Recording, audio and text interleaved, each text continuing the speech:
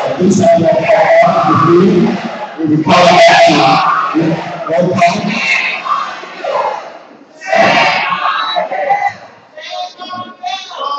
At this time, would I call all please? Mr. Superintendent, would you call the roll? Ms. Williams. Dr. Young. Present. Mr. Butler. Mr. Ardina.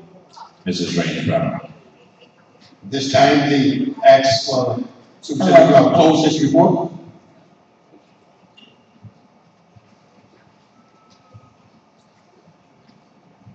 On the public employment, superintendent contract, associate student contract, and teachers no reportable actions. On conference with labor negotiations, directions were provided to our negotiators. In the case of conference with legal counsels, directions was provided to our attorneys. A conference with legal counsel anticipated litigation, directions was provided to our attorneys. And we have a recommendation on extortion, the re-entry of student number, case number 23-012137. The student has met all of the readmission requirements. I would like the board to make a motion to approve the re-entry of this 8th grade student approach. Thank you. Superintendent, would you call for pledge of allegiance and student report? Could you make a motion to readmit this student? I make a motion that we readmit the student back to the Eagle Unified School District. Do we have a second? The second, all in favor? Roll call vote. Ms. Rainey Brown. Aye. Ms. Jardina. Mr. Butler. Ms. Williams. And the chair votes aye. Thank you. The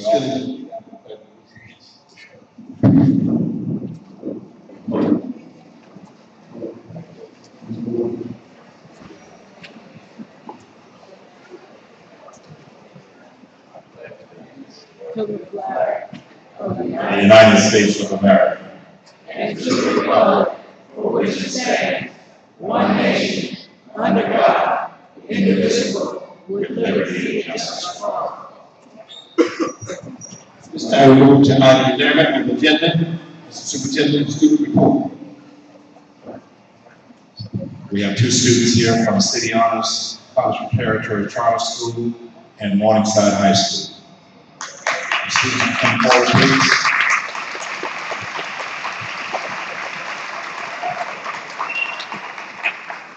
We apologize for keeping you waiting. If you could introduce yourselves, please.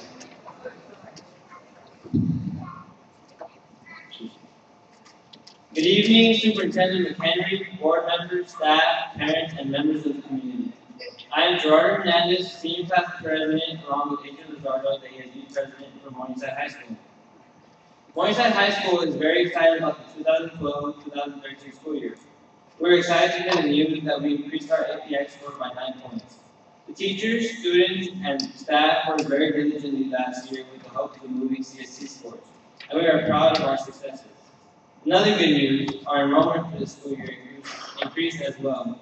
Our seniors are energized and ready for a spectacular year filled with studying and applying for institutions of higher learning. The majority of our seniors have been at Morningside High School since their freshman year, which is a testament to their dedication and commitment to receive a Morningside High School diploma. Morningside continues to push for college-bound culture. We have established a partnership with the University of California, Santa Barbara, as well as a continuing partnership with California State University, Chico. Over the summer, 16 soon-to-be seniors traveled to the University of Redlands for 3 days for a college summer weekend retreat. Throughout the weekend, students worked with their fellow peers on college applications, personal statements, and the college process. The chart above shows the 4-year enrollment to colleges and universities for schools that have been participating in the College Summer program. As you can see, Morningside has increased to plus 17% for the school years of 2009, 2011. We expect our percentage to increase for the school year of 2011, 2012 even more. We look forward to sharing this information upon receipt of the data from College Summit. Morningside's magnet program, or STEM Academy, Science, Technology, Engineering, Mathematics, anticipates a rewarding year. Currently, there are about 250 students enrolled in the magnet program. This summer, 3 STEM students, Samuel Pitts, Shark members, and and Amber Wade participated in an intensive summer program at Westmont College where they take philosophy courses in preparation for college. Although the school year has started off pretty well, the science department was impacted by the loss of 3 teachers. Unfortunately, these science classes have been filled by substitute teachers for a second year. We are in desperate need for more teachers.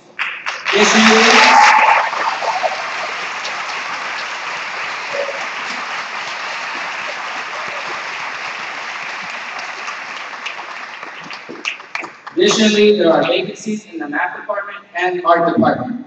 Last Friday, the Morningside varsity football team played their first home game against Lawndale and defeated them with a final score of 18-8.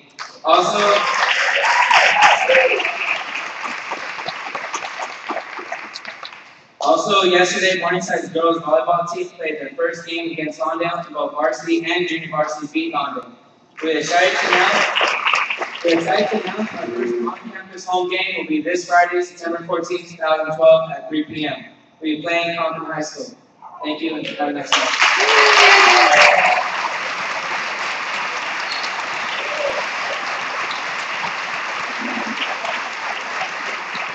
Madam President, the superintendent is omitting the progress report for those tonight. Can we get permission to omit the board members' subcommittee reports due to the fact we have 4 public hearings on a motion that we extend the meeting to 2 a.m. Second. Roll call vote. No.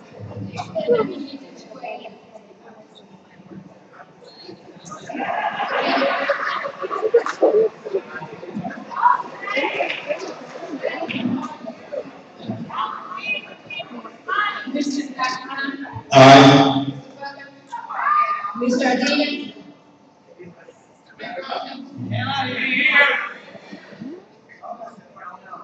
Ms. Ray Grant. No. And the chair votes yes. And point of order, Madam President or Vice President, the board has to decide and vote openly if they're going, if we all decide not to do board members' reports, so we need to vote on that. Thank you. At this time, superintendent has agreed to forego item 13, the superintendent's progress. Reports on vote. Yes. I would like to call for a motion by the board to forego the board member subcommittee reports. Is there a second? All in favor? Aye. Aye. At this point, then, we will move to item 15, public hearing, compensation. This public hearing is on the district revised adopted budget for fiscal year 2012-2013. Representatives of the public who desire to address the board of directors revised adopted budget for fiscal year 2012-2013 are welcome to do so at this time. 3 minutes will be allotted to each speaker, and a maximum of 18 minutes will be allotted during this section of the public hearing.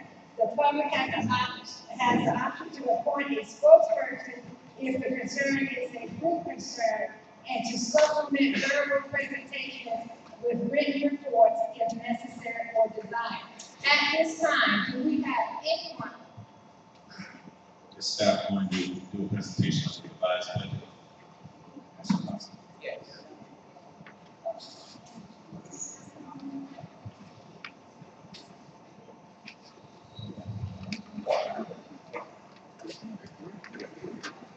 Okay.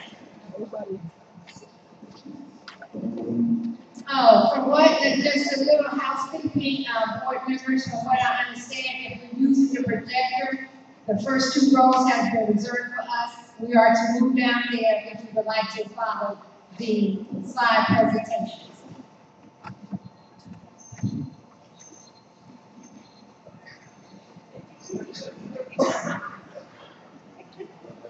Once the presentation has been completed, then we would then allow the public to speak to the revised of the budget.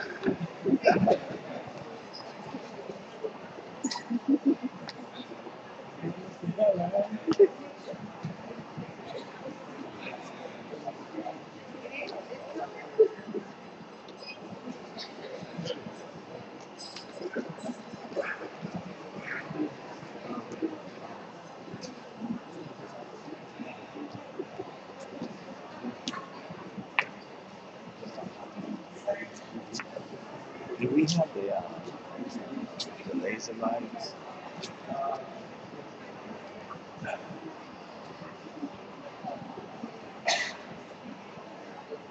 Ooh.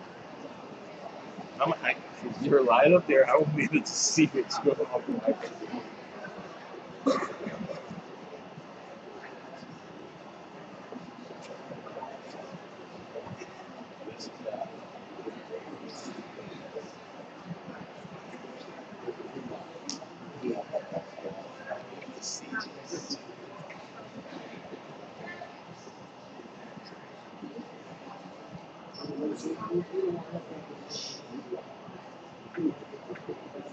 Good evening, ladies and gentlemen, members of the public. Good evening, ladies and gentlemen, members of the board, superintendent, members of the council. Thank you very much. I would not be able to read this. On your way in, I assume that you've all picked up their copies available on the budget outside of the entrance door. So assume that you each have received 2 separate bits of paper, copies of the budget. They're actually one paper which reports the unaudited actuals, which is a result from operations of the year 11-12. And we're going to compare and read those numbers so that you have an understanding how the year 11-12, the numbers complete for 11-12, how that compares with the numbers for the budget that we're revising, that we have revised, which we will send to the county, of course, subject if there are any further changes between now and Friday. On page 1 of 2 of the document you have there, there's an attached page which gives an explanation of the change in each line item. On the first page, page 1 of 2, you have what is known as the adopted budget for June 30th. And then, in the second column, which is B through E and F, you have the revised budget for September 8th. Now, I'd like to walk you down through each row so that you can follow me. If you look at the adopted budget for June 30th, columns A, B, and C, the first column speaks to the unrestricted revenues, and the second column speaks to the numbers that define the restricted revenues. And column C represents the combine of those 2 totals. On the revised side, the revised budget, adopted budget for June, for September 8, we maintain the same basic scheme. Column D in the revised budget is the unrestricted column for the unrestricted budget, and column E, is a restricted column, and then column F is a combined for those 2 columns for the September revised budget, which will be presented to the county. Now, if you compare each column in the revenue, the first 4 lines speaks to the total revenues. If you look at the total revenues between the restricted column A, the unrestricted column A, and the unrestricted column D, and then when you compare that over the column D minus A, which is further to the right, there's basically no change in the total revenue on the restricted side. Similarly, if we compare the total revenue column B against the total revenue on the restricted side on the revised budget, which is column E, there's basically $78,000 less. Now, if we try to find out what that means and what explains that, you go to the second page and you find down on the revenues, the second page gives an interpretation of what the changes in these numbers mean. The $78,000, $78,140 is it represents the reduction in the restricted revenues for the lottery revenues. The district gets lottery like any other school district, 20% of which is restricted. Okay? If we turn our attention to on the expenditure side, when we look at the adopted budget in June 30th, and we compare column to column, restricted to restricted and unrestricted to unrestricted for both budget periods, you'll find on the first line for certificated teachers. When you compare certificated teachers, unrestricted total of $32 million on the June 30th budget, and you compare that with the revised budget, September 8th, and you compare those two, you realize that there's a decline in the cost of certificated salaries by $1.9 million. Okay? And if you want to know what explains that decrease of $1.9 million, $1.967 million between those two periods, we go back to the attached page, and you look at the expenditures, which is the first item on the expenditures, and you see what explains that $1.96 million is the board reduction that was authorized at the August 29 board meeting, which reflects a 10% certificated salary reduction, and it was netted against the cost of having 3 teachers. So I'm hoping that you're getting the ideas how to read the chart. If we continue to the next line, you'll notice that the unrestricted amount in the adopted budget for June 30, $9 million, and you compare that with the revised budget for September 8, you'll notice that there's an increase of $322,000. And you go back to find out what explains that. You go back to this attached page, and you look for that line item, which is the second line on the expenditures, and it shows that the budget increase of overtime is what explains that difference of $322,000 on that line item. It's important that you look at the large items that are negative or positive, because these reflect changes that were included in the September 8 budget that was approved by the board in August 29 meeting. Let's take, for instance, the third item, going on employees with benefits. If you look at the unrestricted side, which is column 8, the adopted budget, when the board adopted the budget on June 30th, it was $18 million that was budgeted there. And if you look, move right across the column D, for that same item, you see that where we have budgeted $17.6 million. Now, what explains that? If we turn over the page and look for that item, it's on the employees' benefit, you'll see that $584,000, which has been reduced as a result of the fact that we have reduced teacher salaries. So the benefits will be reduced accordingly. These are salary-driven benefits.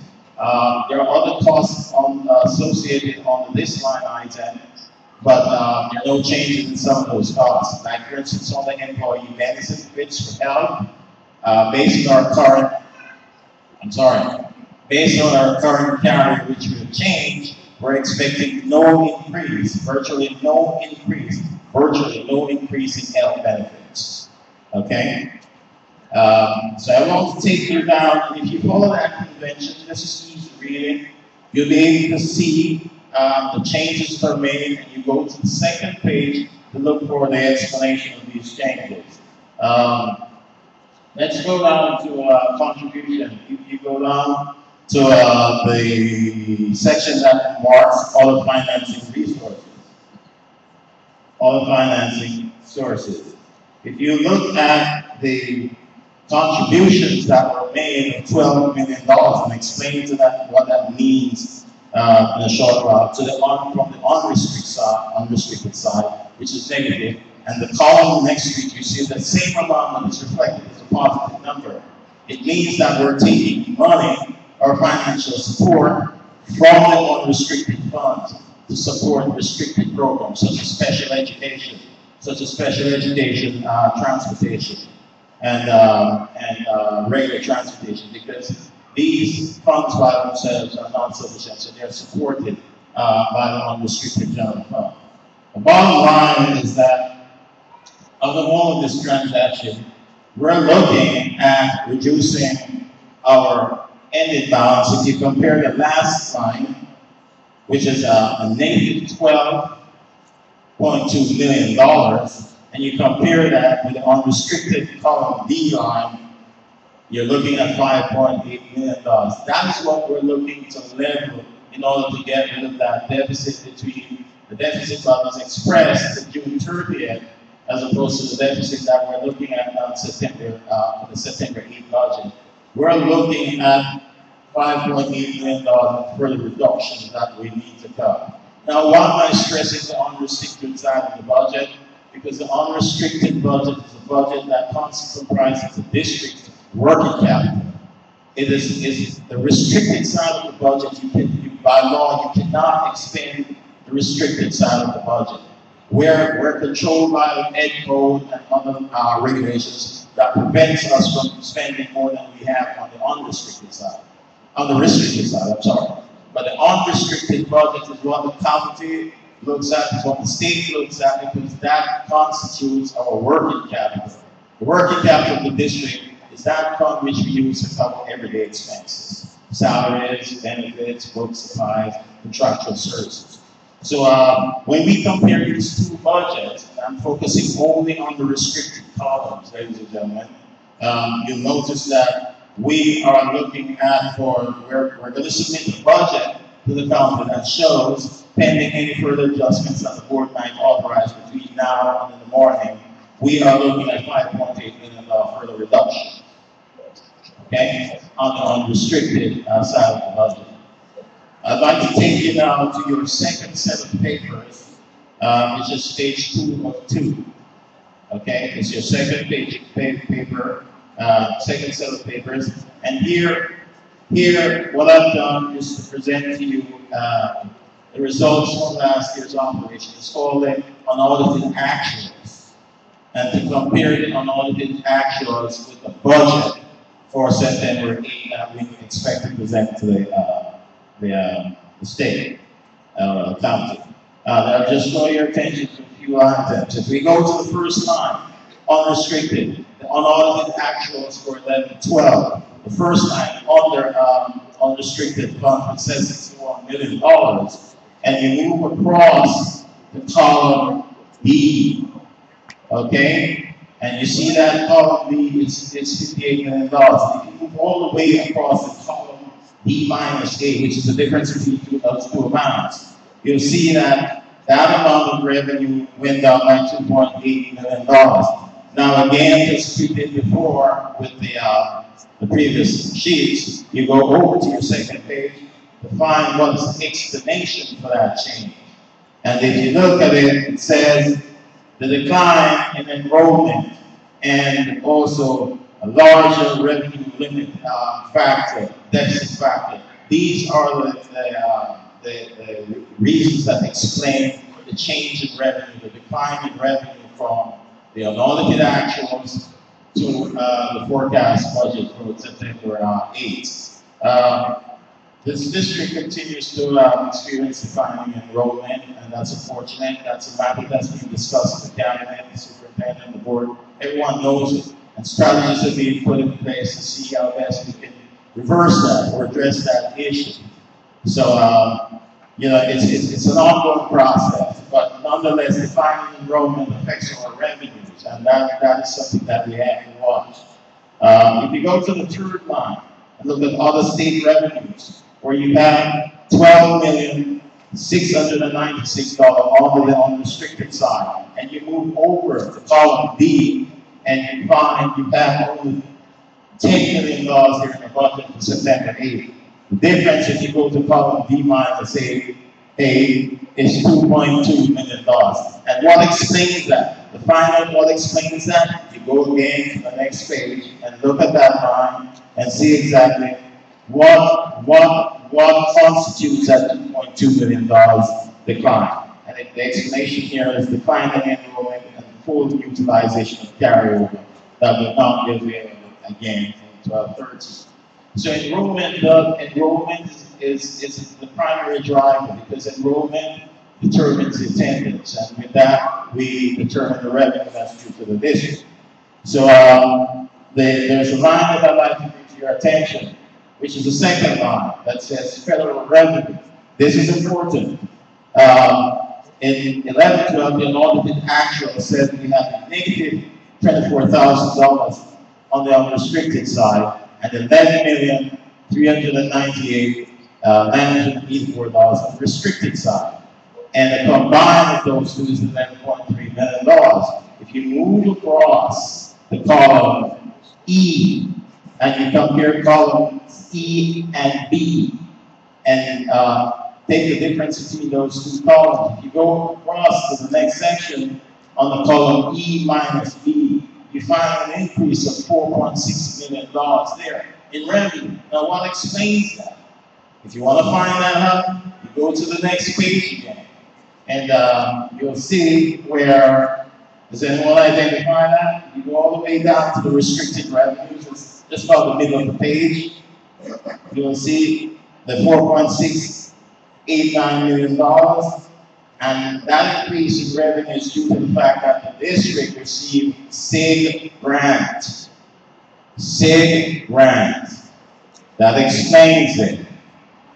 Okay? SIG is a school improvement grant, and the district has been awarded $5 million a year for 3 years. So it's $15 million in total. So I'd like you to take a look at all of these, and if you have any questions, in the interest of time, I tried to keep this document as simple. The sheet is rather busy, but I gave you the way you should look at it. Compare columns to columns, so you're comparing apples to apples.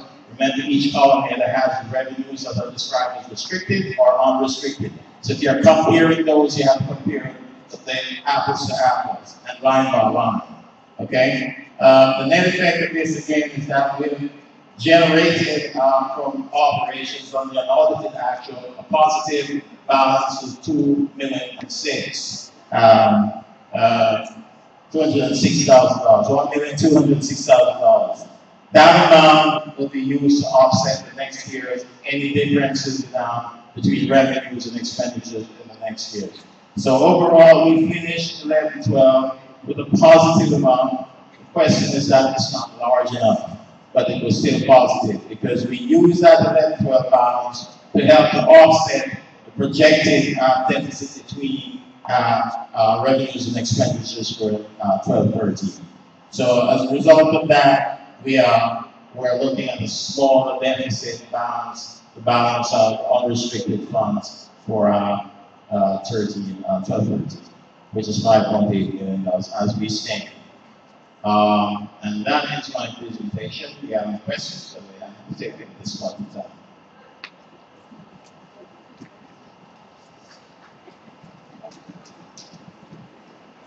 Yes, all of this goes on to confusing. It takes a little time to read it. Okay? Thank you very much.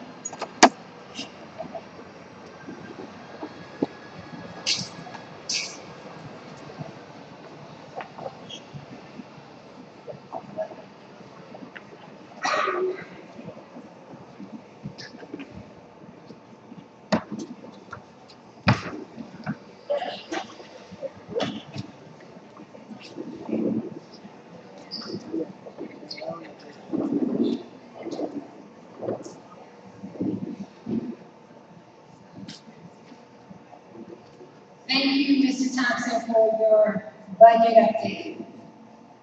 Now, at this time, we will take comments from the public on the adopted budget for fiscal year 2012-2013 only. Thank you. Anybody of the community wishing to speak for the on the revised budget, please step to the mic. First of all, I want to thank the board for having enough consideration for the public, employees, to bring your board meeting to this venue. Thank you. Second of all that rhetoric, and I'm not trying to be disrespectful, but the budget that you want to submit for September, if it's including the cuts that you have in front of you tonight to vote on, to cut, then I reject your budget.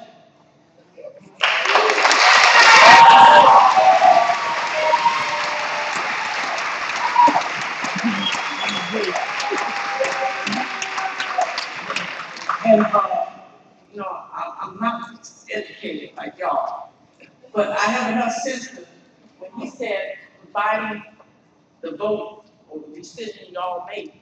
So that just adds 1 and 1 equals 2. Your budget that you have laid out, all nice and fine, but then your extra to increase the balance, I think it's going to include your cuts that you're going to do tonight. And so that's a no-no. And to be honest with you, if you make those cuts, I'm asking everybody, I'm going to call everybody I know, and I know a lot of people, to call the governor's office and ask them to sign that bill.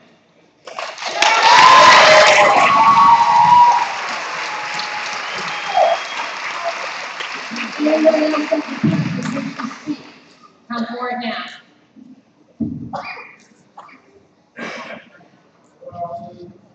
Good evening. My name is Jamir Ali, and I'm speaking as an employee here tonight. And it's very insulting that you're going to send in a budget for LACO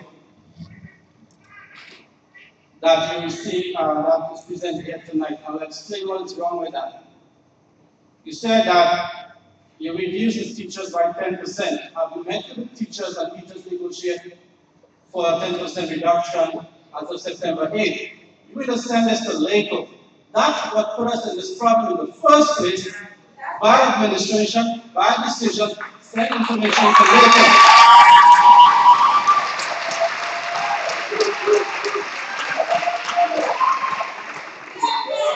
And you guys sit up there, as the CBO just said, on August 29th, you voted for all these cuts. So, he take those cuts, put it in the budget, didn't meet with the union. If you did, it's still pending, then this is what's going to submit to LACO. This is why we were downgraded as from qualified to negative, but he deserves a contract for misleading information to LACO. Later tonight, I will address the agenda item and those agenda items later tonight, especially with the resolution. I'll be addressing that very deeply because I'm looking at this and I know you guys don't approve it, but then I will see that LACO will be writing a letter to the district that misleading information came to them without meeting or negotiating. Yeah.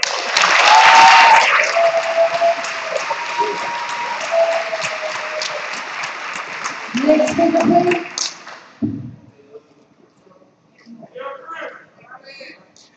My name is Christopher Graber from the Classified Union, and this is, I guess it's issue the budget, but it's a 4 o'clock meeting. Did you ever get answers to the 4 questions you had that you put on the agenda?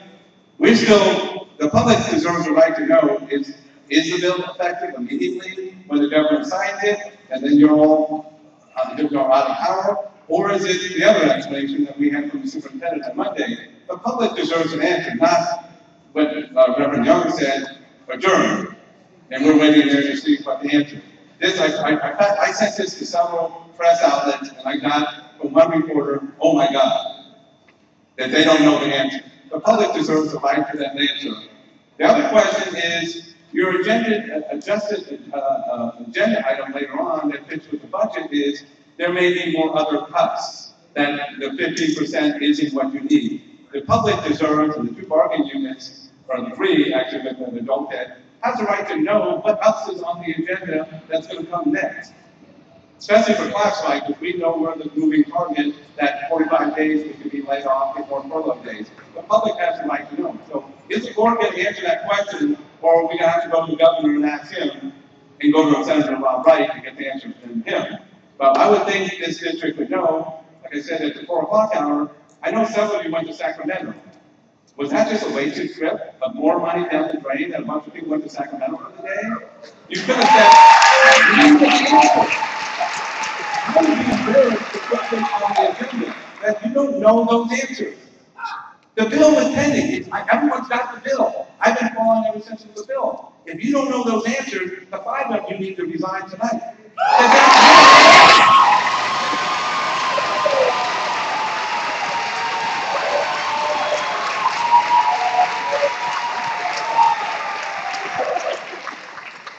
Good evening, board. And good evening, staff and teachers. I was here earlier, of course, and I'm glad I made it back. My concern is the cuts, of course. That's why I'm here. Excuse me, ma'am, just for the record, would you state your name, please? Irma Thompson. I'm very involved with this district. I'm very involved with my children as well. My concern is the cuts. Because who's going to educate our kids? They don't care.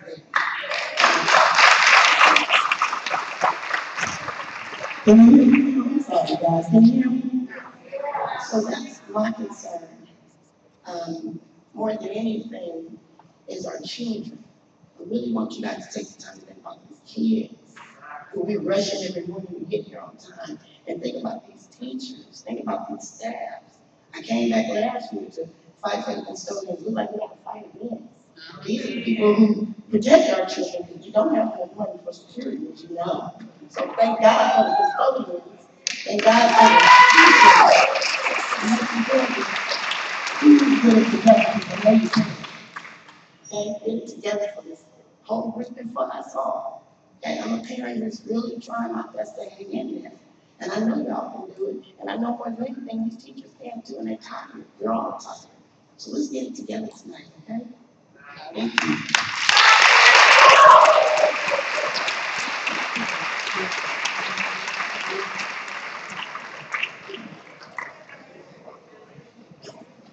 Is there another speaker? Absolutely. My name is Diane Zambrano. As you know, I've been attending these meetings for some 20-odd years. And I gotta tell you, I wrote a letter about how impressed I was at a meeting I went to recently when this man right over here told me that the public did not have a right to ask questions. I have a letter right here that I will happily give if there's any member of the press about that experience, and those of you who chose not to return my phone calls. You know, the interesting thing is that, as I say in this letter, over 20 years, this is the worst board. That includes Zyra, Nash, etc. You see, when you don't care about the public, Mr. Name deleted, because I'm not allowed to, he tells us that we don't matter when we pay his salary. Here's the other fun thing. Maybe if y'all had listened, those of us in the budget committee, you wouldn't be sitting here with this large group of people here so upset at you. Because we gave you solutions for many options and years, as Mr. Craver, who I frequently disagree with, and whoever the other union member of the week is, we've always disagreed, but we agreed this district was important. And what's really sad, having lived in this community, appeared on this stage way back when it used to be actually used for musical performances on a regular basis. I've watched this district go from the best, no one, more students directly into their system, into the, well, what do we call it today? A sorry disappointment of test scores? When you routinely lose more than 1,000 students a year, you should have been listening to the parents. You should have been listening to the community. And you chose not to. So congratulations that you achieved your goal, dismantling a fine system.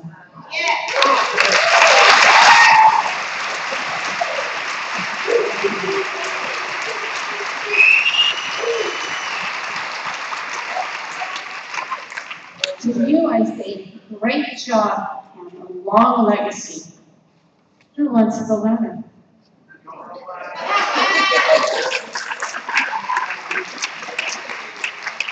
Thank you. Is there any other speakers at this time?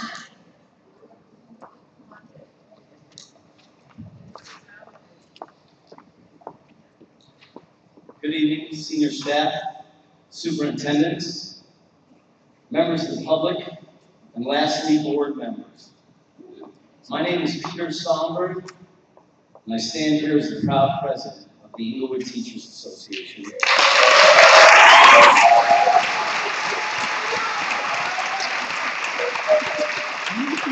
Where we believe in giving every child every chance, every day to succeed. I was going to wait till the agenda item came up. I'm going to speak to it as a whole, to the budget you're trying to give to labor. I'm sorry to say that I had to leave the last part of your emergency meeting. I'd already planned to meet with our parents in my class and in the other kindergarten teachers class. Those that work and sometimes can't attend functions during the day. You see, we're like you in that we like to communicate with our parents, but there's one big difference. We like to speak the truth.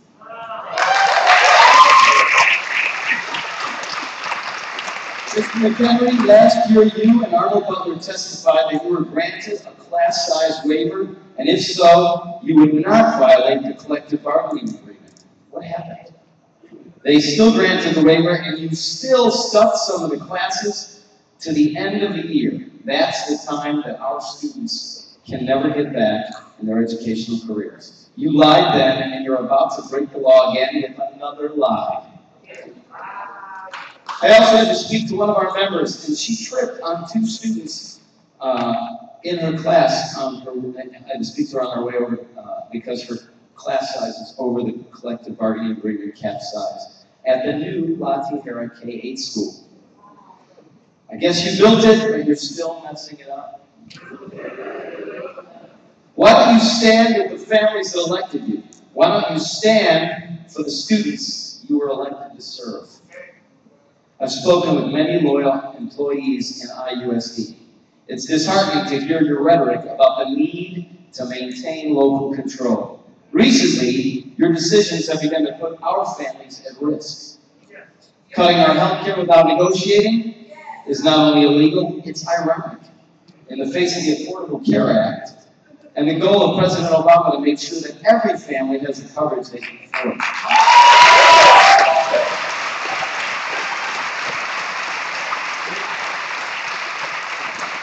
Now, with this budget, cutting our pay upwards of 15% is not just illegal, it's cynical in the face of the larger classes and greater work output. You all seem to be asking all of the IUSD employees, bus drivers and nurses, librarians, teachers, custodians, office managers, classroom and program aides, counselors, food service workers, campus supervisors, psychologists.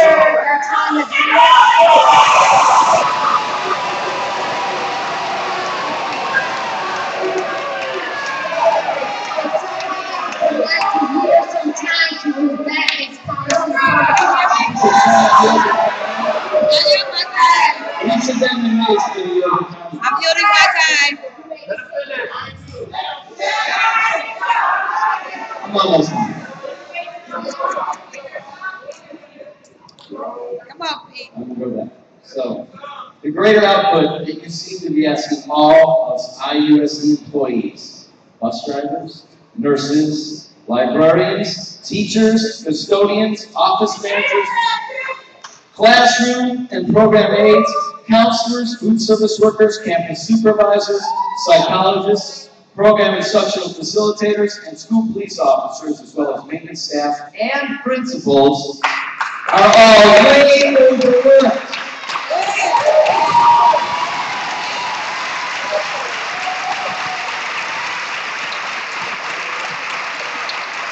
And now, in the name of maintaining local control with this budget, you're going to ask tomorrow for another class-size waiver to be extended for grades 4, 5, 6, 7, and 8. Why bother?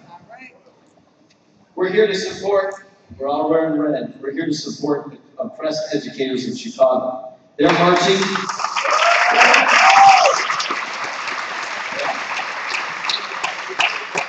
They're marching against the overuse of standardized testing.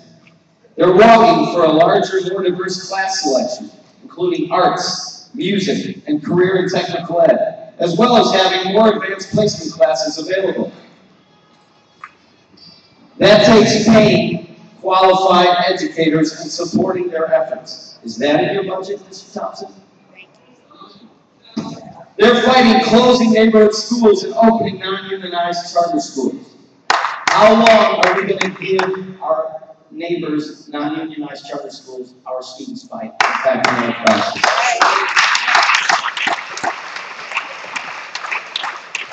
So please, stand with those who helped put you in office, with those you were elected to serve, and for those whose voices are still muted by their inability to vote due to their age. Stand with the students. Number 1, please pull the resolution on today's agenda to illegally cut the employees' pay.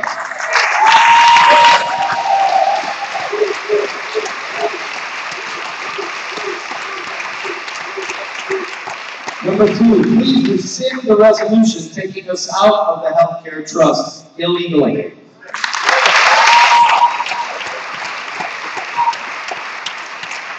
Number 3, please stop using general fund money meant for Englewood students to pay Orange County attorneys for bad advice.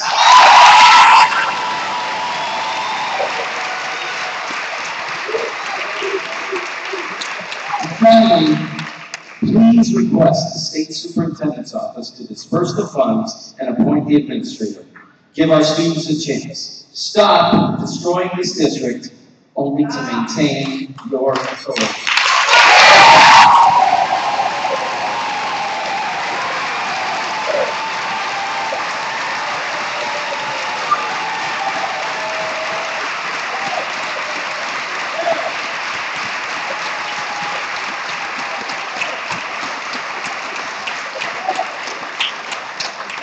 Ma'am, you may proceed.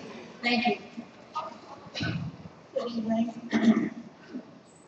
Good evening, everyone, teachers, parents, board members. Thank you, Mr. President. My name is Sherman Appice. I am a proud parent, volunteer, and concerned about my 7-year-old. He's up. He waited with me to support me. I stand in agreement with the ITA. He's a 3rd grader at Ocean Elementary, and with the help of his teacher, he was tested at 11th grade vocabulary level.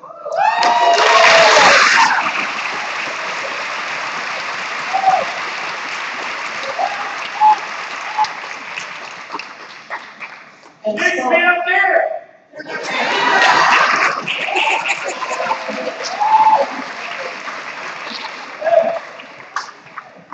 He also scored advanced on the CST exam, which she prepped him for properly.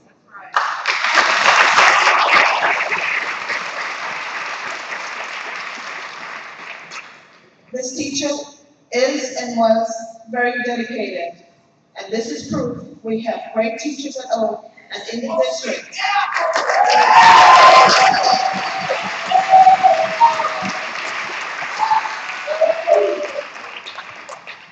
My opinion, I think they should be rewarded, not punished.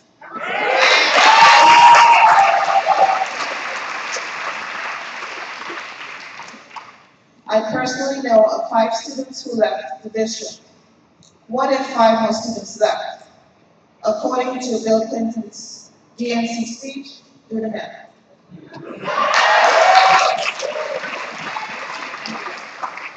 I think it's that arithmetic.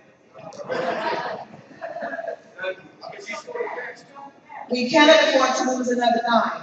The teachers who have dedicated their lives, time, energy, efforts to ensure a proper future for our leaders, they taught from their heart, spent hundreds of dollars out of their own pockets to ensure every student had school supplies.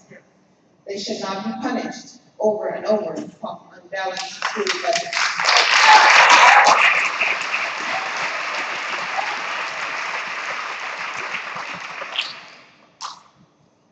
How can teachers and parents collaborate creatively with new ideas to generate more income instead of the quick fix, let's borrow some more money from someone else?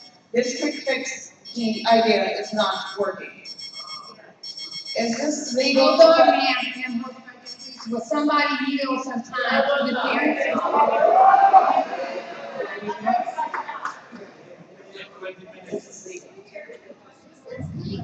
To cut yet another 50% of the teacher's salary and a reduction of another 10% of health benefits will put more families near poverty level and create more hardships than ever before to all parties, teachers, staff, parents, and of course our precious children. The morale will be low, and teachers will lose passion for what they have done so far.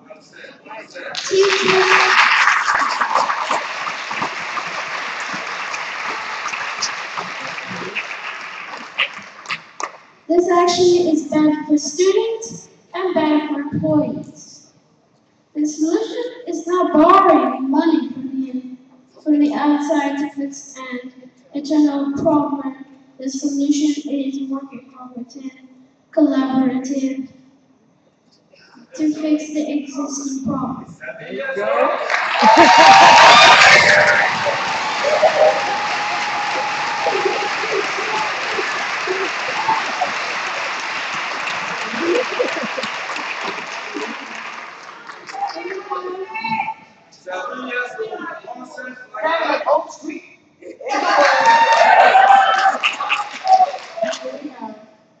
Do we have the teachers and students? Best interest at heart. Picture this if you would. A school district without students, is this the vision for our future community?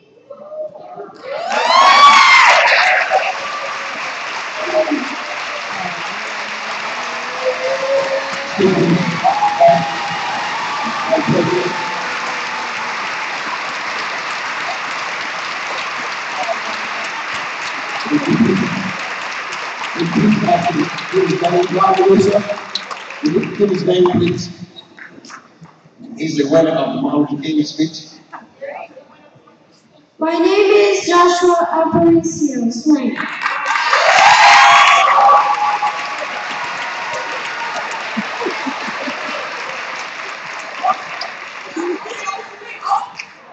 Oh, thank you, everyone.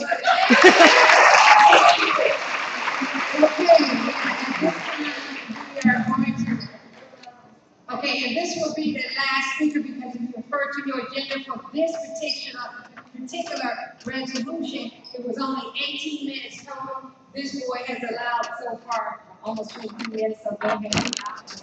Good evening, board members.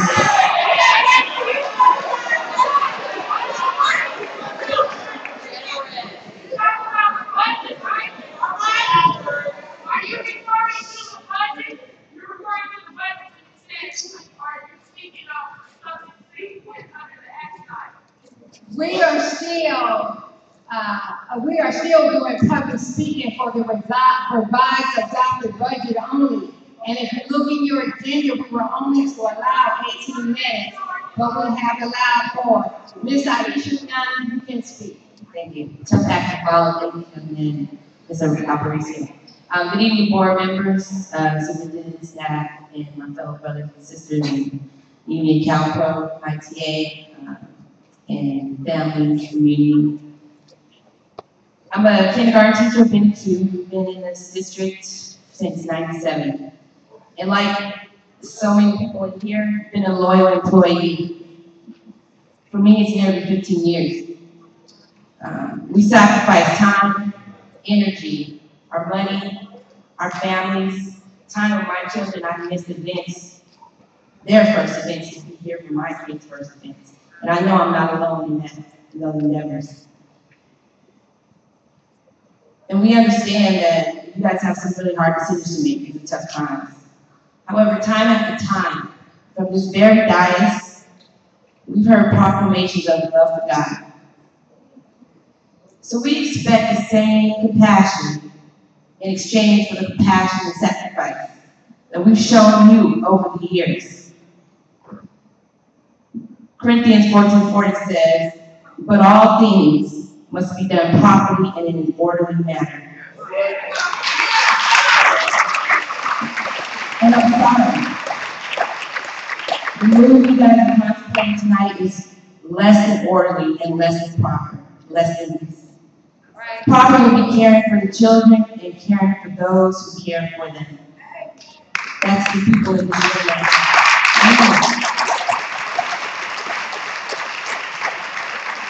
The move that you're planning tonight to contemplate making an illegal cut, taking money from my district, I did not get permission for you to do.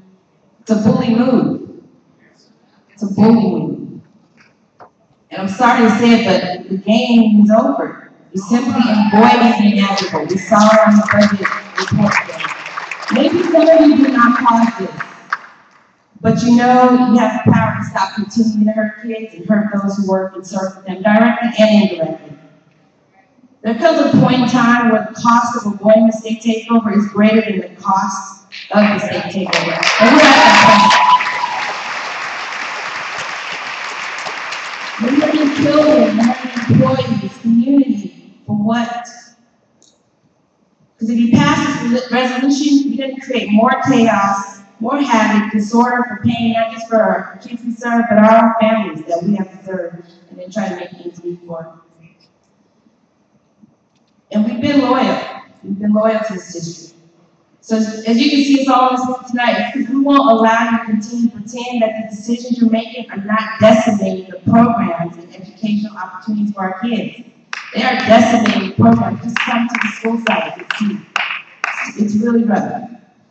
You know, before this started, administrators were among the lowest paid. They are now the worst paid. Teachers among the lowest paid are now the worst paid if this resolution passes.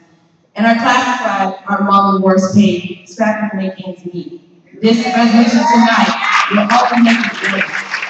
We really need to create a fair environment for learning and supporting students. You're breaking the law to serve what appears to serve your own self-interest, and it's making every other person in here pay the price. It's not fair and it's not right. It's immoral, it's unethical. Pull this resolution tonight and do the right thing, do the moral thing, do the ethical thing. Pull this resolution tonight. Thank you.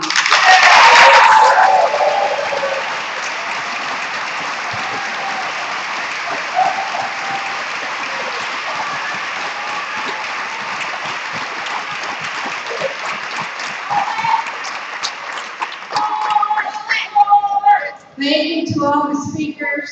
Okay, at this time, we're going to move to item B, public hearing, annual public hearing for textbook adoption, Williams legislation. Representatives of the public who desire to address the board on the annual hearing of textbook adoption, Williams legislation are welcome to do so at this time.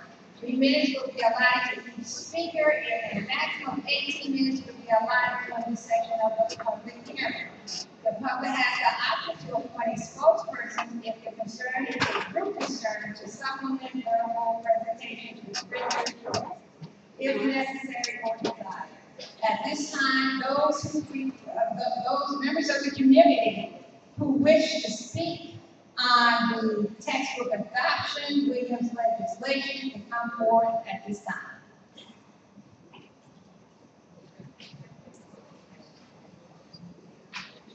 Okay.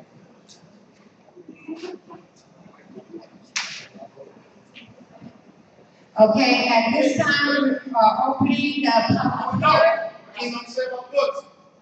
Sir, come back to the mic, please.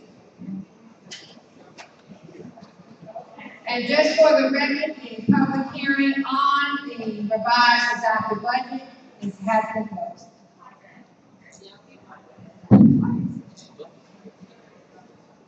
My name is Noel Bautista, and I teach 9th grade. How's that? 9th grade teacher in Inglewood High School. Avid instructor, softball coach. I will tell you to save that money on the books. Don't spend it. Because you won't have our janitors, our maintenance group to put them in the classrooms. You won't have the clerks to put the barcodes on. You won't have the teachers to teach it. Thank you so much.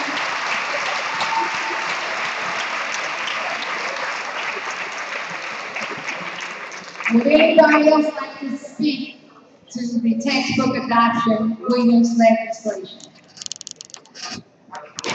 Would any other members of the public like to speak to the textbook adoption Williams legislation? Hearing none, at this time we will close the public hearing on the textbook adoption Williams legislation. And we will now open the public hearing on item number C, sunshining of the Inglewood Unified School District initial proposal for the 2013-2014 successor agreement negotiations with the Inglewood Teachers Association. Representatives of the public who desire to address the board on the sunshining of Inglewood Unified School District initial proposal for the 2013-2014 succession agreement negotiations with the Inglewood Teachers Association are welcome to do so at this time. 3 minutes will be allotted to each speaker, and a maximum of 18 minutes will be allotted during this session of the public hearing. The public has the option to appoint a spokesperson if the concern is a group concern, and to supplement verbal presentations with written reports if necessary or desired. If there's anyone of the public who are interested in speaking on the sunshine of the IUSD initial proposal, please come forward at this time.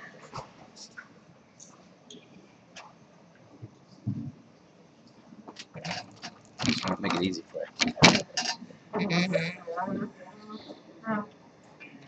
Hi, my name is Peter Somberg, Inglewood Teachers Association President again. All I have to say about the sunshining of next year's successor agreement is how long is it going to be before you guys break the law again? We're still in the middle of negotiations for the current year's collective bargaining agreement. We're in impasse mediation legislation. Impasse mediation, there's a budget study session, the second one, and yet you're trying to sunshine next year's successor agreement. Are you just going to abrogate all of the collective bargaining agreements just to get this one in on time? Bravo for getting sunshine in on time. Fine. Excellent job. But let's follow the law and finish the negotiations this time, please.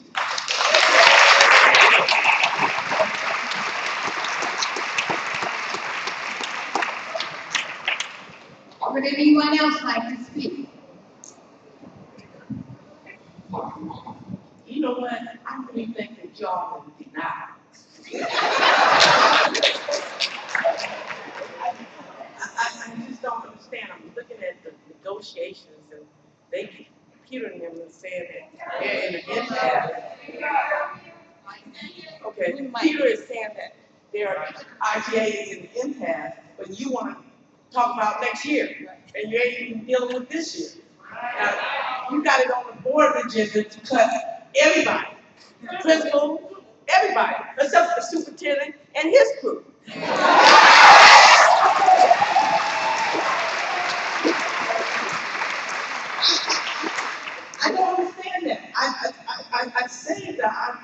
educated, but I have enough sense to know you want to cut the people that deal with the kids, you want to cut their salaries, and then you want to sunshine the teachers, but you understand you haven't even dealt with this year.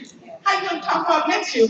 You know, this old saying my grandma said, don't put off things you can do today for tomorrow, because tomorrow is not out. So I suggest that you deal with the issues you have before you tonight, before you even talk about sunshine or something. But you know what? In a minute, the state's gonna be in here, y'all won't have no power to sunshine.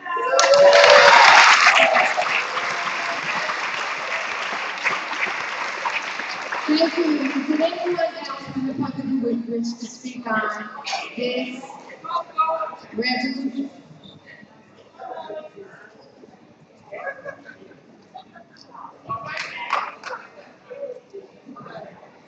You know, as a new teacher, we talk about dramatic irony. Wow. You want to talk about next year. So next year, you're going to have somebody who's going to empty out the trash cans. Next year, you're going to have somebody, right, who's going to do all the flower work, emergency cards, the attendance office, another miscellaneous jobs. Next year, you're going to have somebody to strip my field or chop up the field, right? Because you sure don't have it this year, because I do it. You see my car is the one that's in clay camouflage. But you want to talk about next year. How can you talk about next year when you're not talking about today? Talk about the paychecks that people need to get today. Talk about the bus driver that gets up early in the morning. That has to do it today. The teacher that gets up today. The administrator who does the sign-up sheet today. How about the office manager that has to get the keys for the substitute of the teacher to get in the classroom today? How about the air conditioner that some of us don't have that needs to be fixed today? When's the last time you fixed the air conditioning today? When's the last time you fed a hungry mouth today? When's the last time you taught a kid how to read today? When's the last time you taught a kid how to do math today? When's the last time you opened up the gate today? When's the last time you protected our kids like Officer said and our campus supervisors today?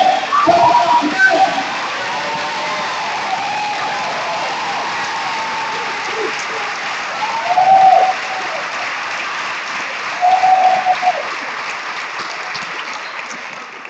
Thank you. Are there individuals who would like to speak to this particular resolution? Please come forward.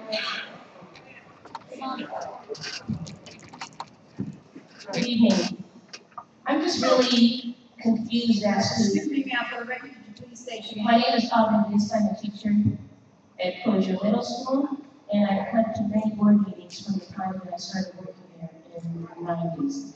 And I am really concerned as to why we're even coming up here and speaking, and some of you aren't even paying attention to what we're saying.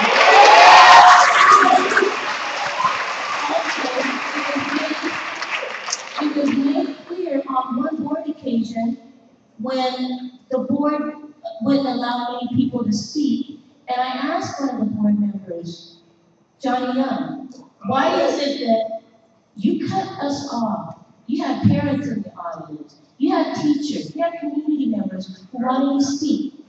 And your response to me was, I am not here for you. I am here to run this district. That is what you said as a board member. And I'm sure that you remember that conversation because I asked you to repeat that. I said, are you sure? Are you sure that you are not here for us? We work hard. We work darn hard. We have to get up tomorrow morning and do it for all of us. And it's disrespectful what you do and what you continue to do to us.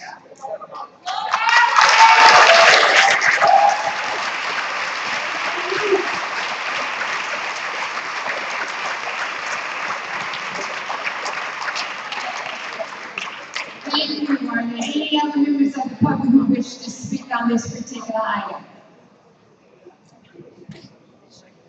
Are there any other members of the public who wish to speak to this particular item? Are there any members of the public wishing to speak to this particular item?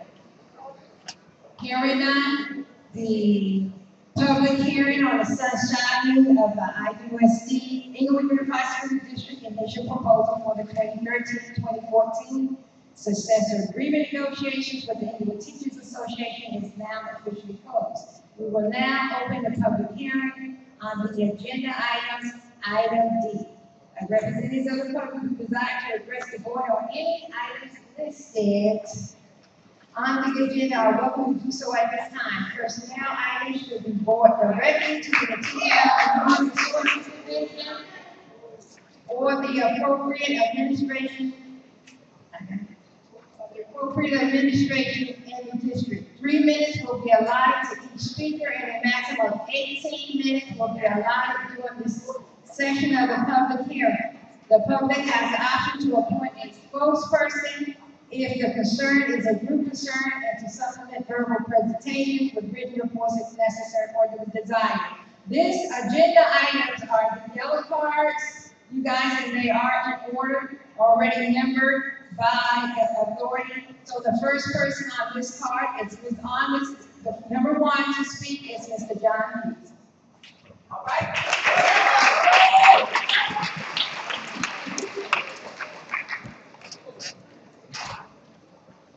Good evening to the Inglewood family.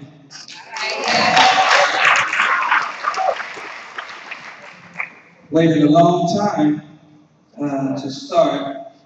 I mean, I saw people posturing, I saw the directives of behavior. I don't see anybody here that's hostile. I don't see anybody with weapons, guns, clubs, anything like that.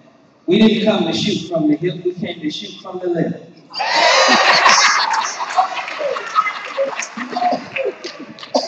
We're going to deal with cutting, because when you cut, we bleed. So the question is, do we have leadership or leadership? That's the question. We're going to look at what you are doing to our children, because everybody here is support for our children. As that young brother who had to leave finally after you stayed back there and hid for God knows how long hours, back there sucking on meatballs and eating chicken. We are all dealing with these children.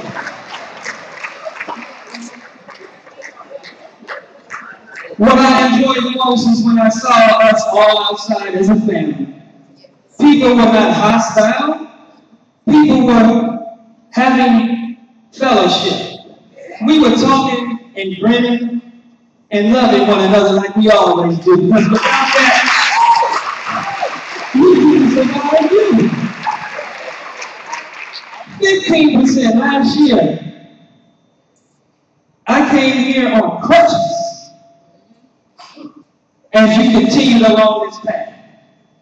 I had just had surgery. I came down here on crutches, looked you in your face and told you that our children are not negotiable items.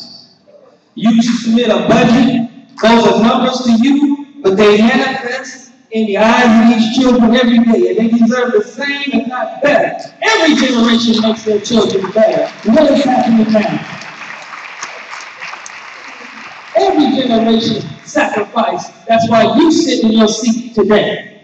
When dogs were sick on us, when water hose was sprayed on us, when all of the things that we took, put the bricks upside the head so that people can what? Come and do it to us? I don't think so. If this budget goes through, you have cut yourself.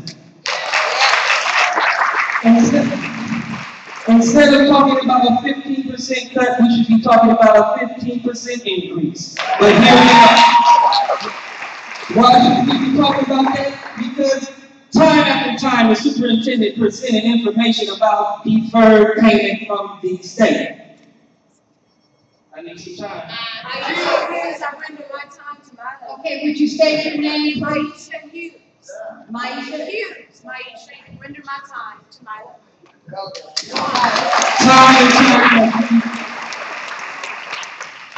As we face these cuts daily, on a daily basis, as I said, they manifest in our children's faces, and everyone.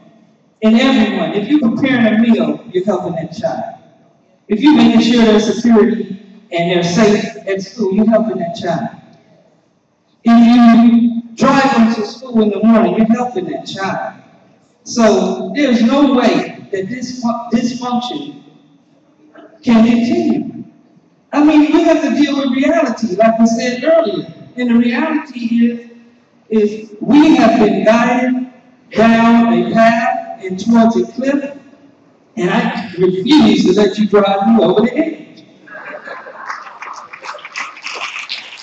You have to define, all of us here are men and women committed to serving this district. That's not questionable. And the only question we have in return is, where is that commitment reciprocated? Is it here? Is it here when you look at us and tell us that you're in our pockets one more time, legally, illegally, whether we can do it, whether we just put a budget down and get it to there, so hopefully we can hold on to this war a little longer, like a wine collecting his last bottle of wine. We don't have that kind of time.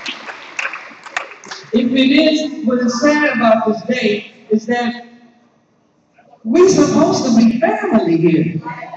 We're supposed to treat each other with a degree of dignity and respect here. We're supposed to respect the fact that we have large numbers of people and not make a money as you talk to the people that you've given the children's money to, these lying lawyers, and other consultants all over you. No, it's children's money that you're giving to them. And then you come up with some questions. Is a bill a bill?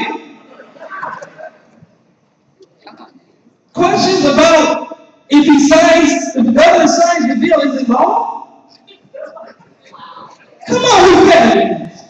That's all we're saying here is we're better than this. But what we are saying is that we will not accept a resolution that's accepted by this board. Now, you might feel that it's a nice package, that budget would fit together. It's not, because we're in a perpetual spiral.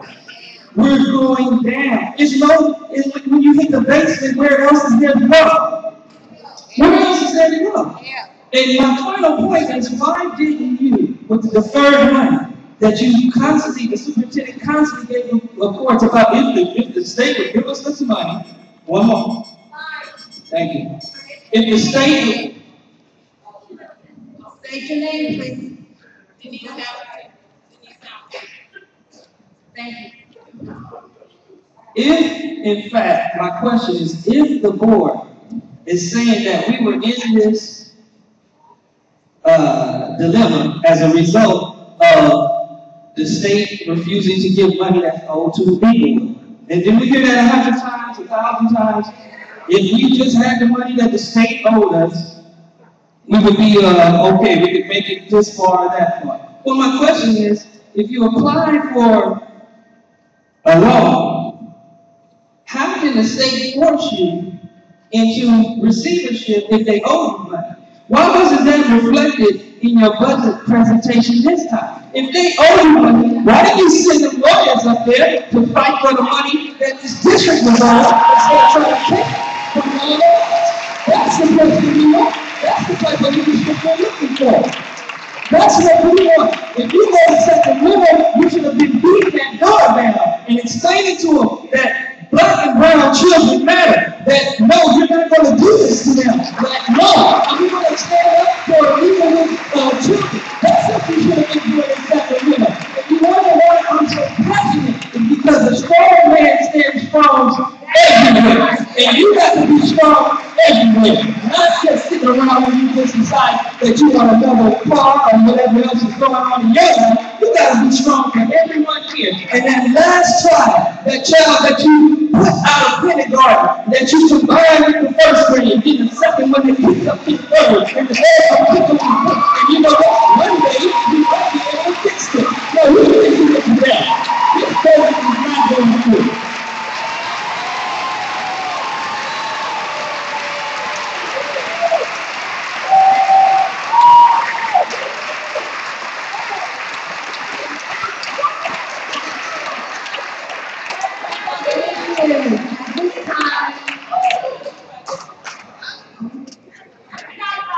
Sherman Alberto. Okay. Ms. Trina Hubbard.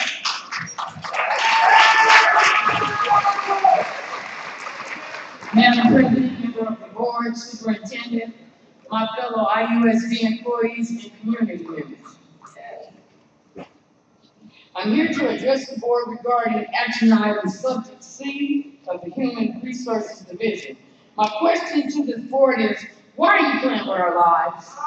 Seriously, why are you doing this? You say that in order for the district to attain fiscal solvency, we must undergo an across-the-board salary reduction in excess of, because I read the division, which means more than 15%. However, common sense dictates that the supposedly $6.1 million that of physical impact is not enough for the maintenance of this alleged solvency. Thus, the modification of your initial action item. We are knowledgeable of the fact that this board is in fact hoping and praying that the residents of Inglewood would be gullible enough, just as the Canadian Bank was, to allow this board to borrow $90 million through Measurement GG in order to keep this ship from sinking. You are all aware, just as we are, that a state takeover is inevitable. But you remain persistent in the thought that things will get better, and since 2005 they have gotten consistently worse. We have lost students, our test scores has declined, and the moralization of employees is on a downward slope. If we did not love what we do, many of us would not be here tonight.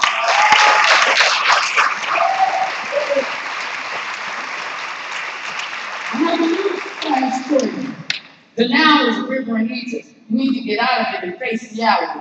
And stop playing with our lives as well as with the education of our children. We went from saying where children come first to saying where everything is done in the best interest of the children. It's 50% taken from us, the best interest of the children or the best interest of your self-pride. Because that's what I see it as. The influx of the charter school caused the district to lose money as children were withdrawn from public school because the improvement was missing from school improvement. Good money has been thrown after that, and the baby has been thrown out with the bathwater. It's time to face reality. The state will take over Inglewood. Our money is too short, and our test scores are far too low. The newly renovated Lottie Harris School has a ranking of 5,188 out of 5,200 schools in the state of California. That's sad.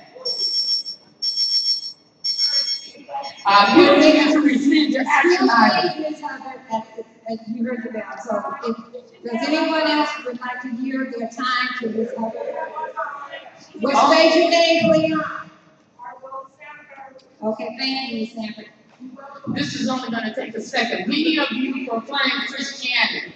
I'm so glad that our Savior denied himself for the good of humanity. But I have to impose this to you. If Jesus were you, what would Jesus do? Thank you.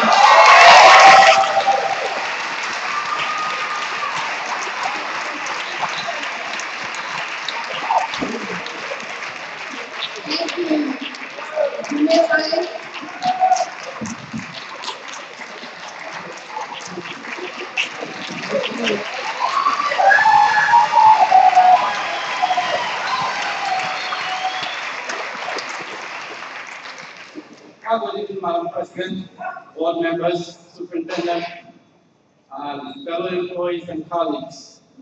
I'm speaking here tonight as the president of CalPro. My name is Jamir Ali once again. I'm speaking on two items on the agenda. The one on the human resource for the adoption resolution, and also the one on the business service. The item reads, the Los Angeles County Office of Education has disapproved the district budget for the 2012-13 fiscal year. and has directed the district to revise and submit said budget by September 8th, but you have extended on till September 14th. An approximate, you're asking for 15% cut across the board in excess. A 15% will balance the budget. But tonight here, you're asking up to 15% cut in salaries. Which one of you board members who sit there looking very sad, you want to give up your stipend and your mileage? Because I asked several times on that.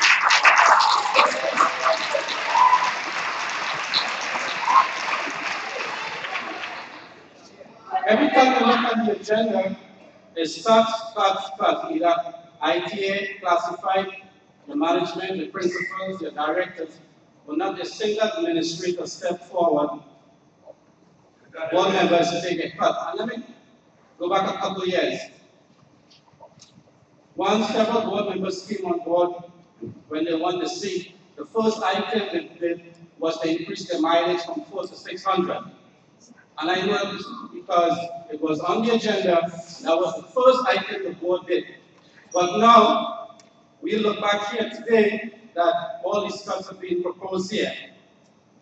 Under the business service, and I'm going to read item 10, consider a salary rollback up to 15% for all employees group. This will generate approximately $5 million. But then, on this was 15% here said $5 million, but on the human resource said 15% said $6.1 million. Why is there two different numbers on two different pages? See, anyone read that?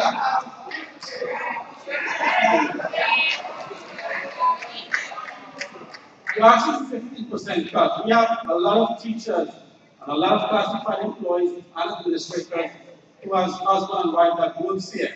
That's a 30% cut in a household family member. So you're trying to say here, and I understand Mr. Thompson said that what decision made here tonight, will you guys approve? You can have 1 minute. State your name, Crystal Turner.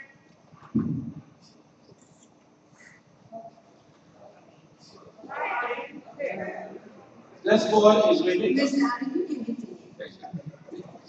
See, the CBO is waiting on the approval from the 15% to add it in the budget to Central LACO. And that's where we're running into legal problems with all the unions across. Now, I like all the classified employees here stand tonight. Every classified employee, please stand.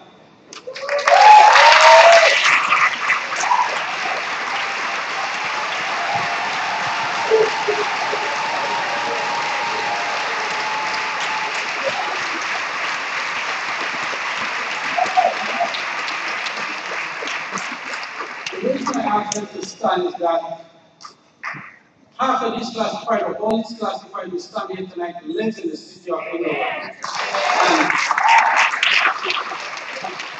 I going to have one measure on the ballot come November.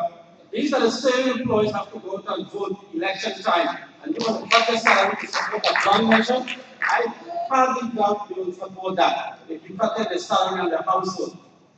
I like all employees standing here tonight, all, including teachers, principals, and administrators.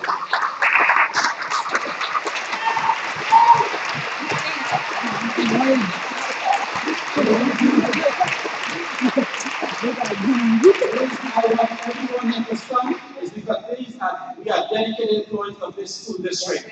We are here tonight fighting for what is right. If we work too hard for our salary to cut, and all these dedicated employees here tonight, giving up the time, their family to be here, and they have to have someone to look after the kids. When I do extend the board meeting until 2 o'clock, it takes a lot from us, and some of us, the bus driver, have to be here at 6 in the morning, and they are here tonight to take the kids out. Right.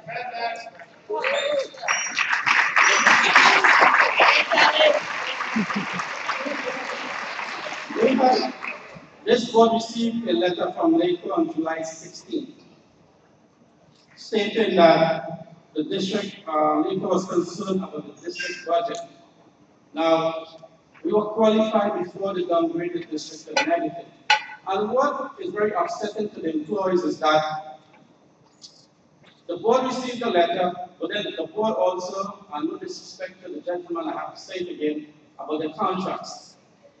Went and gave them a contract with a tremendous increase with no furlough days, and we have to suffer with furlough days. You want to cut the staff, you want to cut teachers, but then we have to double up with less, but no pay. But each one of you sit there to make these decisions tonight to go to our pocket and asking us to support you. This is why all of these employees here tonight, Rosie. Your name is? Hold on. You're asking for $6.1 million cut, but under the resolution, it says a deficit of 8.8. So I like the superintendent, since you put this action item together, to tell all of us who sit in here tonight where the additional cuts will come from. Because if you want to come up with the additional to cover the 8.8 million, even though the CBO said he needs 5 point something million to submit to LACO, when I don't trust his numbers, and I'll be compliment about that because every time I read it, the numbers change. Yes. And I've been on the budget committee.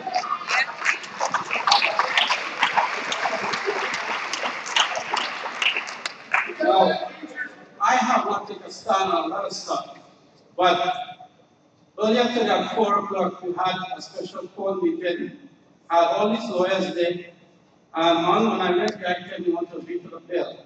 Why you want to do that? You know, if you keep prolonging the inevitable, it's going to happen, and it's going to create bigger problems for the school district. Because a lot of us have spent many years here, and this is what we expect when we retire, to have a good income. But not making bad decisions. Now, a word I always like to use, which Mr. Butler don't like, is mismanagement.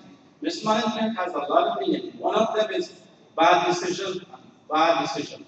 Guys sit there, I will come and speak, either Mr. Stumberg speak, Mr. Good. A lot of employees here explain to this board, these items on the agenda should not be on the agenda and should not be approved. We speak against it, but you approve it, and look where we are today. A bigger problem, and the state is just standing by to come in. Now, I'm going to ask a simple question, and you'll see for yourself. All those who support the state takeover, please stand. Let me shake first.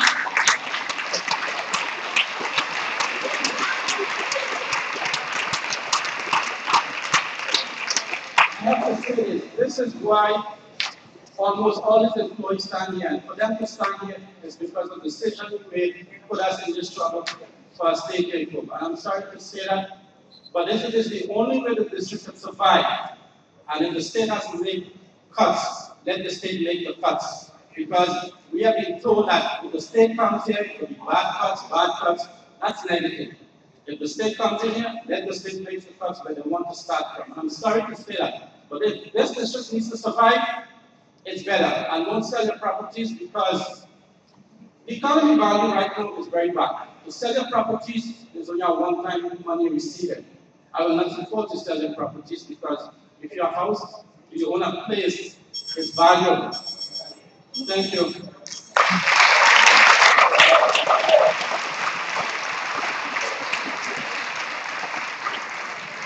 Thank you, Ms. Bell.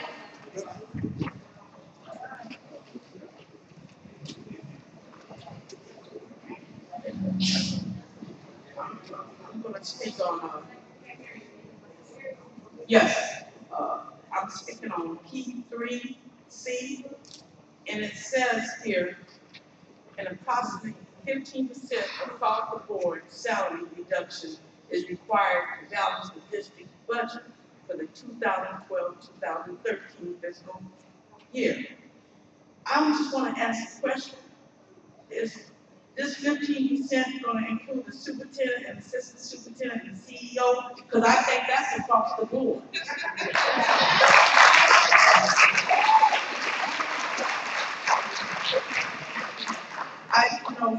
I know in every school district, you have classifying, you have certificate, then you have administration. In LA they do, Compton they do. So the administration is part across the board. So I just don't understand. I don't see where it says superintendent, assistant superintendent, and CEO. So since it doesn't say superintendent and assistant superintendent and CEO, I think that this resolution should be torn up.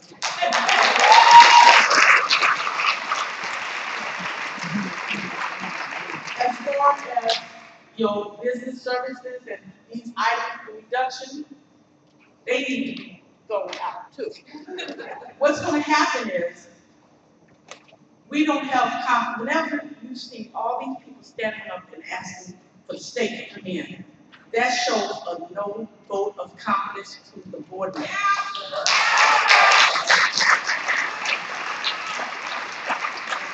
No, and I'm sorry to say this because I know one board member is for real. I know one board. I can take that to the bank. I know one board member up here is for real. Ain't about no underhanded decisions and I'm gonna do this and I gotta stay on this board because I gotta stay here a little bit longer so I can make other decisions that's not gonna be for the good of the school district, but it's gonna be good for me. Okay? Let's be real about it. Don't be in denial. The train has left the station. Once a bill and went through the House, I was with Ms. Darby, I told you, Sydney, at the Memorial, and we asked Rob Wright some questions, but then in case Rob Wright wasn't telling us the truth, I called some other senators that I deal with, and they told me the same thing. So it's like this, even if the governor doesn't sign the bill, it still becomes a law in so many days, unless he vetoes it. Now I'm gonna tell you something. If y'all do these reductions, and I mean this, if I ever said anything, and this is on my son, I love it, I'm gonna get out here and go up and down the streets like I used to do for Oak Street when they tried to remove my son's teachers. And I'm gonna rally and ask everybody in this city to vote, to call the governor and ask him to sign this bill.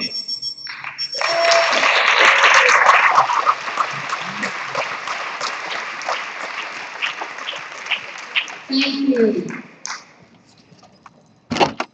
Is that Danya Bearded?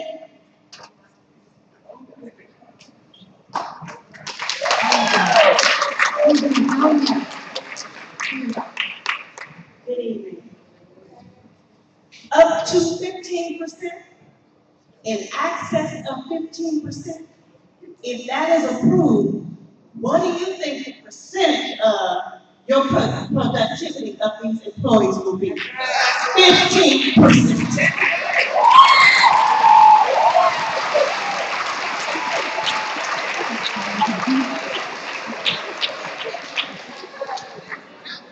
Thank you. Mrs. Aisha Blandon Young.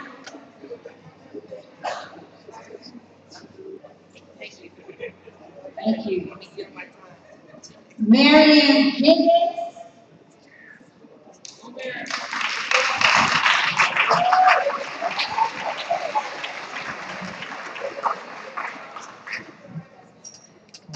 For the record, my name is Marion Jenkins, and I'm here to speak on item, I believe it's item C, the 15% for all the employees. I would like to say that not too long ago, the board approved a look for the classified to take 12 furlough days. And I'm sure a lot of the people here have their budget for that amount.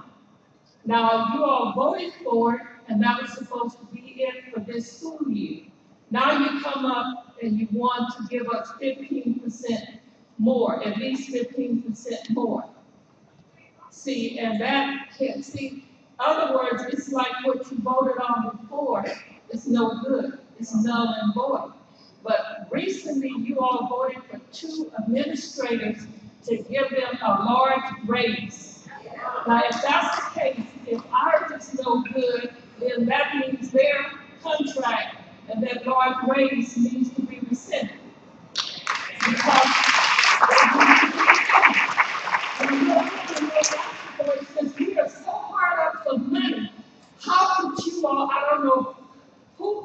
but how could you all vote to give anyone a raise and you want to cut all of us, the people who are doing most of the work, and most of us work hard.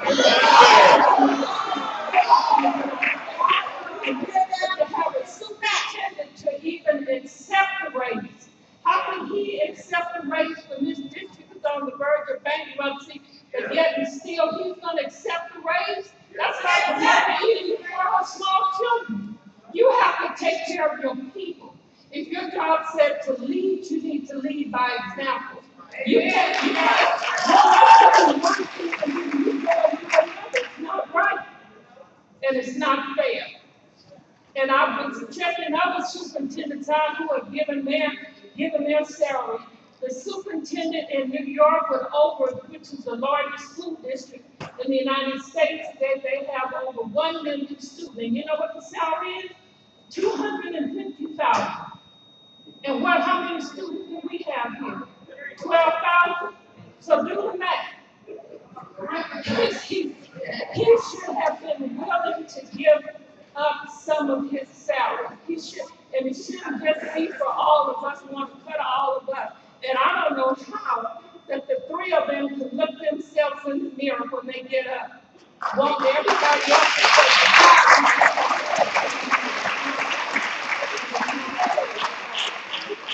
it's not right. So that's all I have to say. But you all need to think about it, and you all need to tear that resolution up.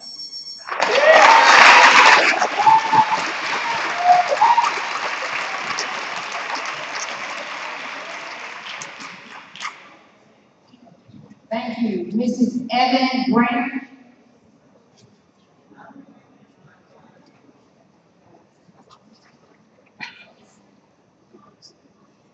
Angela Campbell.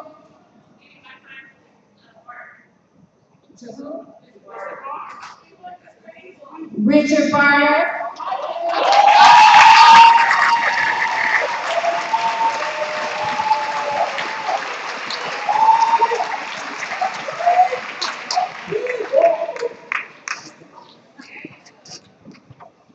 Good evening, Superintendent McHenry, Assistant Superintendent Dr. Young, Board President Frida Williams, board members, members of the cabinet, and audience. My name is Richard Barter. I'm the principal of Oak Street Elementary School and the president of Inglewood Management Association. I'm here to speak on item C, page P3 in the Human Resources Division regarding adopting an emergency resolution. I'm speaking for all the certificated and classified managers in the district. We are hoping you will reconsider passing this item. I would like to remind you that our board has always stood for children first. Over 3/4 of the classified staff lives in Inglewood.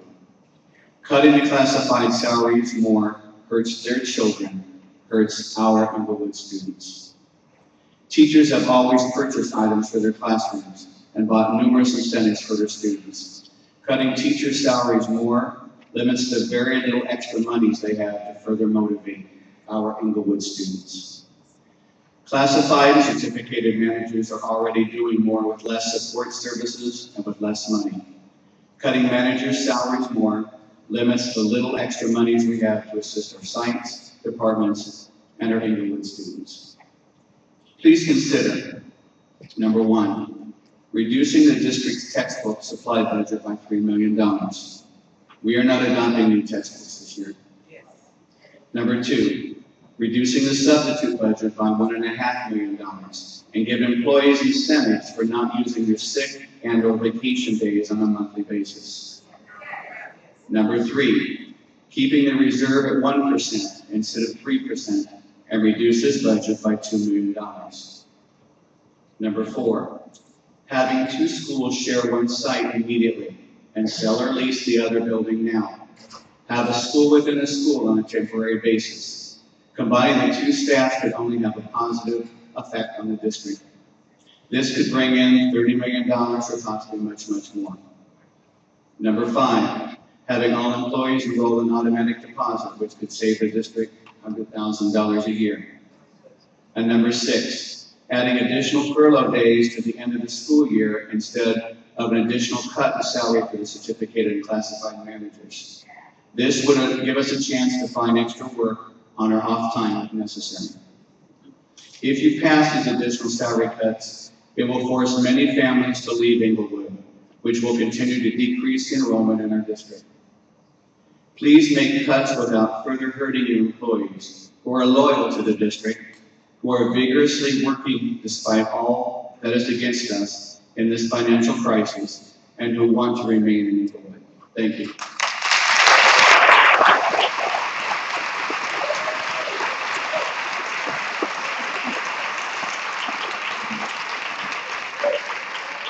Thank you, sir. Mr. Hilary Smith.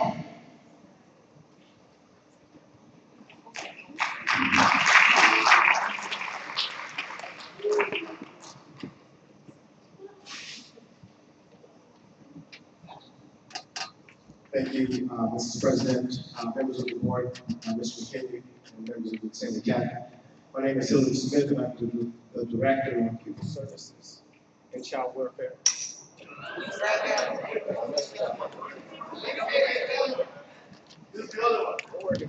Can you hear me? Yeah. I'm the Director of Pupil Services and Child Welfare and Attendance. I realize that you have some tough decisions ahead of you. You're not alone. I stand with everyone here, you included, in the decisions that have to be made. And I am a man of faith, and so I believe and I have complete faith that you will do the right thing. But I'm here tonight not so much on my own behalf, but on behalf of my staff at the CWA office. While I was away on vacation, there was an item on the agenda for consideration to reduce the CWA staff and also to eliminate the CWA department. I just want to remind you that the CWA office is the heartbeat of this district because people that want to leave the district, come into the district, or move around within the district, come through the CWA office. On any given day, the CWA office serves over 100 families. Some days, in fact, from the beginning of the opening of the school year to now, the CWA office has served over 600 families. There's no office at the district office that sees as many people as the CWA office does. Therefore, limiting or reducing the staff, the same reasons that were given to not do it, why it was a bad idea, those same reasons remain now. That item did fail, and currently it's up for reconsideration. We have employees that are working in the CWA office that have given 31 plus years to this district, and they do it faithfully each and every day. One is responsible for helping us to recover ADA. He handles our SARD meetings, our SARD board. And so without that, the chances to recover ADA, meet with parents, meet with families, meet with the members of the school, we wouldn't have anyone to do that. And with the other, if you were to reduce the other management position in the CWA office, then you would leave the office only with 2 people to run it and receive everyone in. I push on them to give every family that walks through that door the Nordstrom's experience. Okay?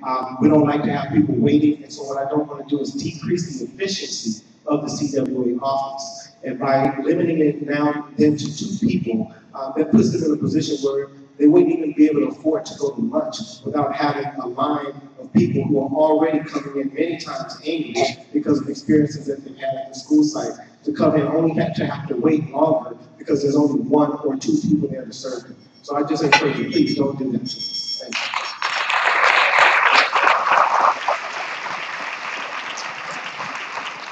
Thank you, sir. Lisa May.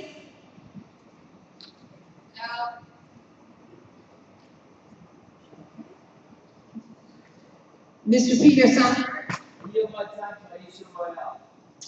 Miss Aisha Royal.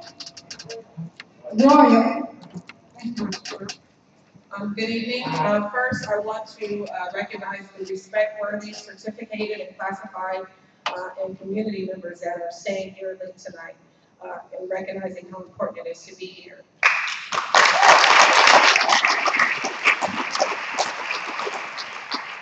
And to Madam Chair, the Superintendent, and the Board, I want to congratulate you.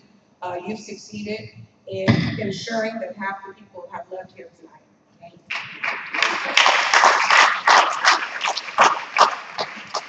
We wonder why kids and parents are leaving. Maybe because you are running the school district as though it belongs to you instead of to us. There are stakeholders here in this community, students, parents, and other people who value the education they're receiving here at Inglewood Unified School District. You are making decisions that will have a profound impact on all of our lives. Yet you purposely stall and try to avoid accountability, or either you're unwilling to operate this district with transparency and in a manner that makes active engagement possible. Again, congratulations on successfully ensuring that you make cataclysmic decisions in a vacuum, while we all continue to pay the price. Thank you.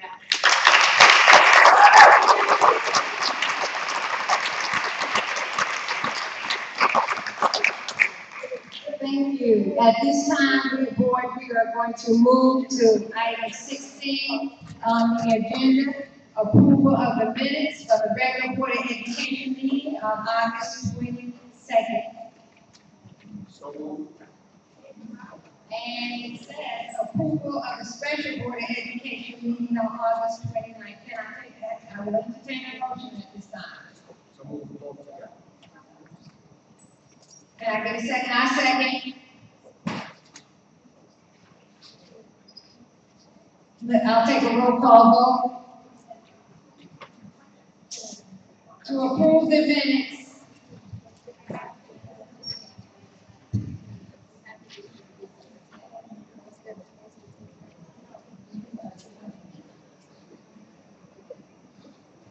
We are on item 16, approval of the minutes. Can I roll call vote, Ms. Raines Brown? So moved. We are voting now. It's been first and second. Ms. Raines Brown? Yes. Ms. Jardine? Mr. Butler? Dr. Young? And the chair votes yes. Madam Chair, I'd like to make a motion also that we take the non-agenda items also because people have been waiting to speak as well. Roll call vote. Mrs. Raines Brown? Absolutely, yes.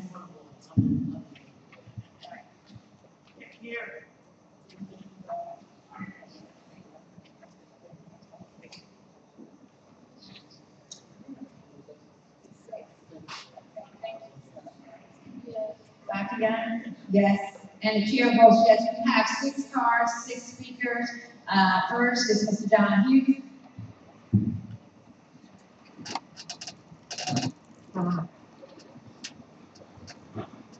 Good evening, or almost morning. The item I'm going to speak on now is the combination classes onslaught and how we got there. We came, I think, 6 years ago when this was first proposed at Freeman. We were over 400 students, which is the new formula that they claim they came up with before you have a functioning school. It's 400 students. We was well over 400 students. But a decision was made at that time to turn away students. Ironic now, but a decision was made to turn away students, have combination classes, and I vehemently opposed it to no avail. So now here we are at Little Freeman now, down to what, 156, I think, students, 5 teachers, 6 teachers, and people's hands are up in the air like, how did you get there? You know how we got there. You absolutely know how we got there. Every year, there's a structural deficit. Does that sound familiar? Because that's what you have with your budget. There's a structural deficit. When you have half a class, every other year you might have to close a class. Is that hard, man? I don't think so. Did we get a banner from the district to help support or come to Freeman and help out Freeman? No, we didn't get a banner. We had to pull it from our already ravaged budget. Did we get an opening or a recruitment fair or anything like that? No. And we even get offered surplus students from other schools inside of Inglewood to try to promote a balanced school situation. No. Because it's not in the interest of some for Freeman to stay open.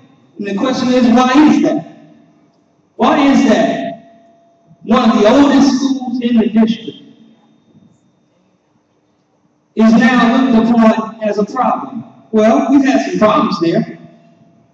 We had 3 fellow workers come down with breast cancer. We've had mold inside the walls.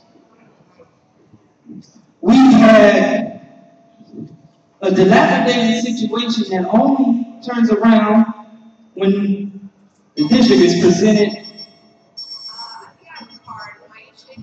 Yes, ma'am, thank you. The district is presented with a lawsuit because of these situations. And we talked earlier about Williams and all these other things. We staring all around. As a matter of fact, earlier this week, the same people that designated us surplus had the same new appraiser, walking around the school taking pictures and leaving again. Now, why are we surplus when we had bond measures that they want us to vote on now to reissue a bond for a school that never received a coat of paint? Why in the world would we do that when Measure K, as I said before previously, never was really functional for our school? Why should we go and do this and our children are treated this way?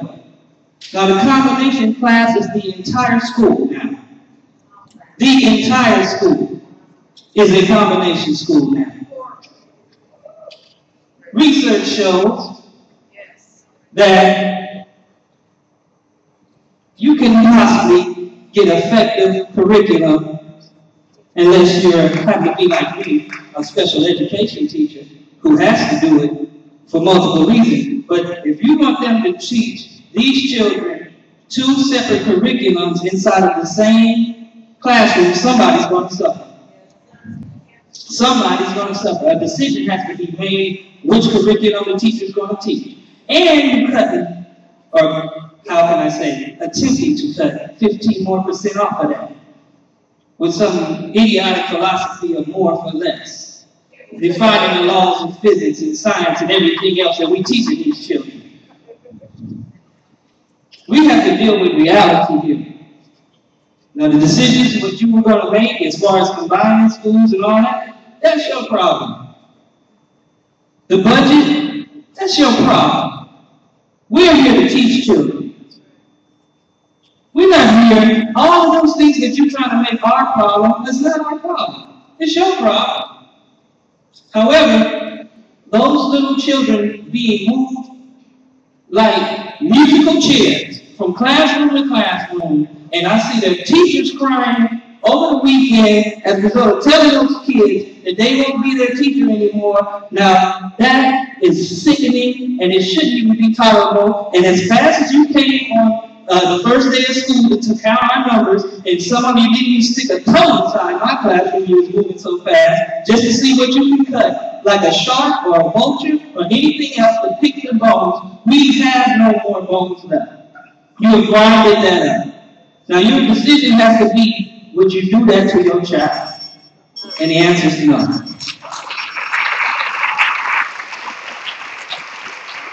Ms. Heather, Commissioner Heather.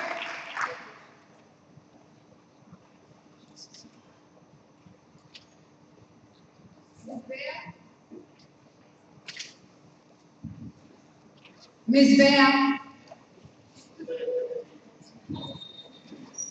I was too busy talking to Mr. Paul. I just wanted to know when the state comes in, was he going to still be here? So I was asking him. But you know, I'm along with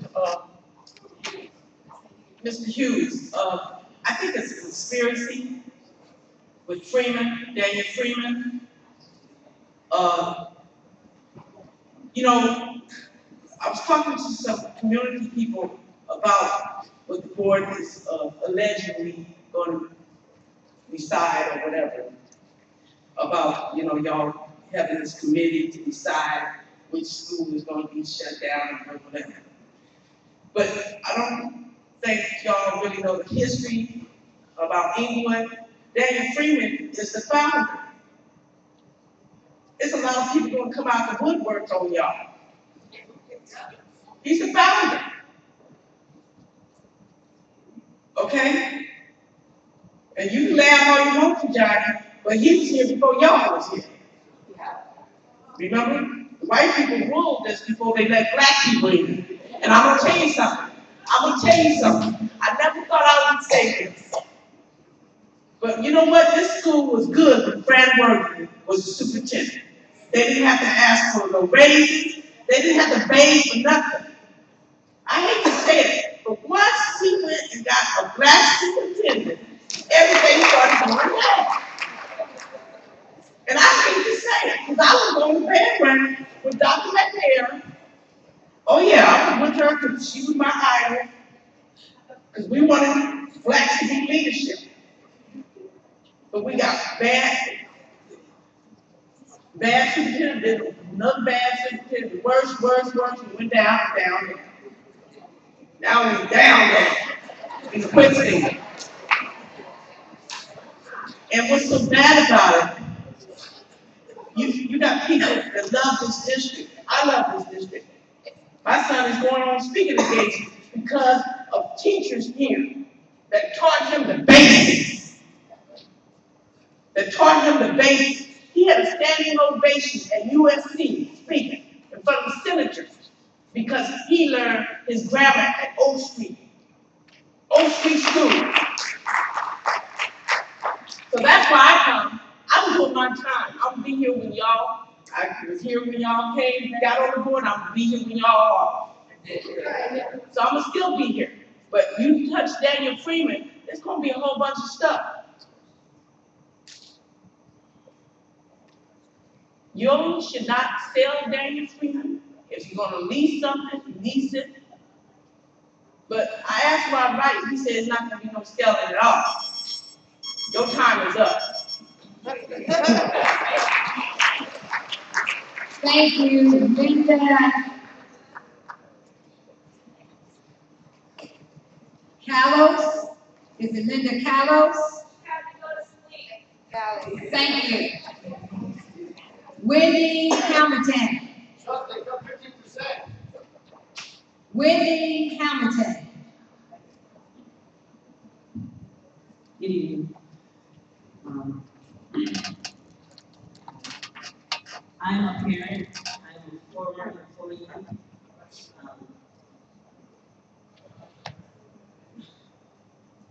That's what they do, the honor of God that we're all here together and so awake. I've come to you once again about my daughter at Daniel Freeman School. They combined her class, and this is the third year that I've come to you guys about Daniel Freeman. And I would really like to keep my daughter out of her combination class. When my other daughter was at parents, they put her in a combination class at the third grade. That teacher was an excellent teacher, however, as Mr. Hughes put it, sometimes they gear to a certain level. They gear more to third grade than to second grade. My child was affected by that. She has since then went to Daniel Freeman, and her scores improved. She scored a perfect score in the math. She left out of Daniel Freeman, graduated. She's got lots of hair now. She's got advanced and proficient in both areas, in English and math. Daniel Freeman has taught my children. I have one at the University of San Diego. She graduated from Daniel Freeman, graduated from parent, graduated from City Honors.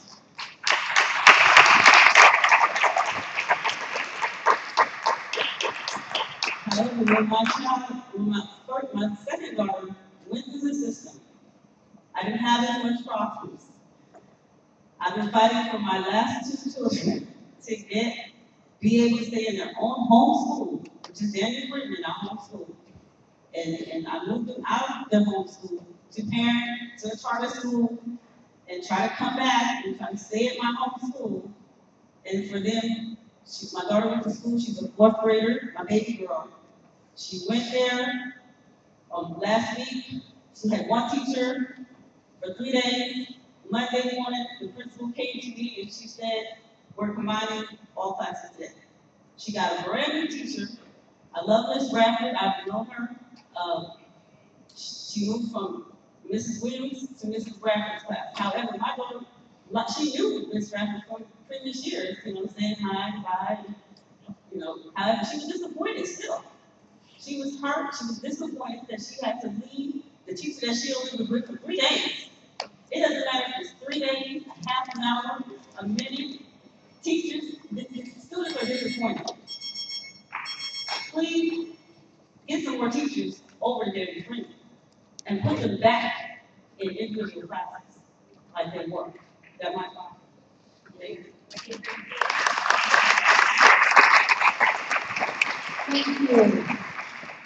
And that exhausts our cards. Board members for tonight from speaking. At this time, we're going to move to item 17, modifications to the agenda. Mr. Superintendent, are there any modifications to the agenda? Yes, in human resource, we're going to pull a couple of items on.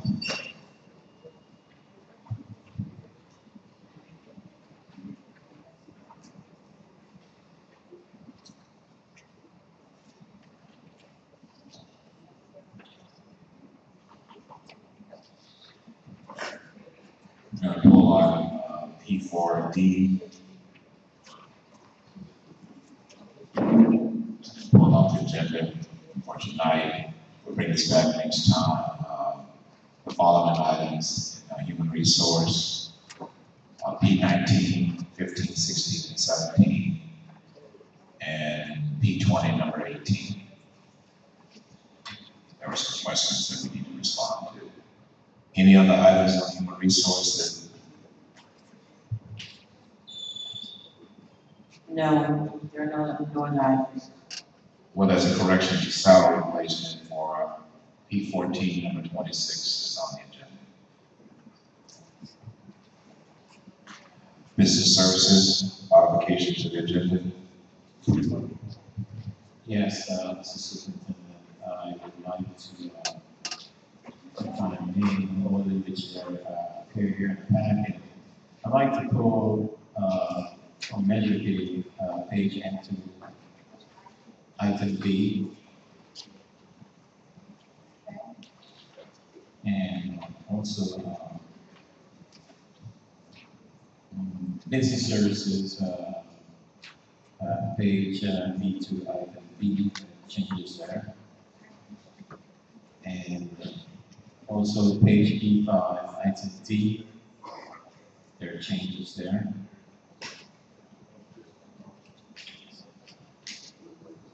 And those are just about the changes I have.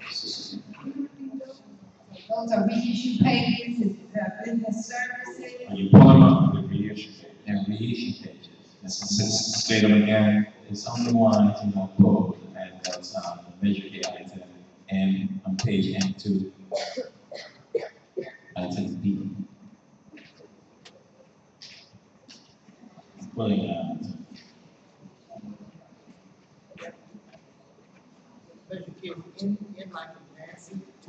And as man. It's item B under Measure K, staff has 4. Yes. And business services, a reissue page for page B2, item B as in Bravo. That's correct. There are some figures adjustments at the bottom of the page. Yes, go ahead, I'm sorry. I'm sorry, go ahead. I was just suggesting that there were changes to the numbers in the bottom of the page. Thank you, sir. Business services, page B5, item D as in Delta, There are some changes. There's also a reissue on that page. That's great. I had a question on business services, item B1A. Are any of those purchase orders, or there are items that we can hold off on those purchase orders? Got any suggestions? If we can hold off on some of those items so we can try to preserve as much cash as possible. Are there items that we could? No, I'm afraid not, Superintendent. These are already activated. This is just after the fact, so. Okay.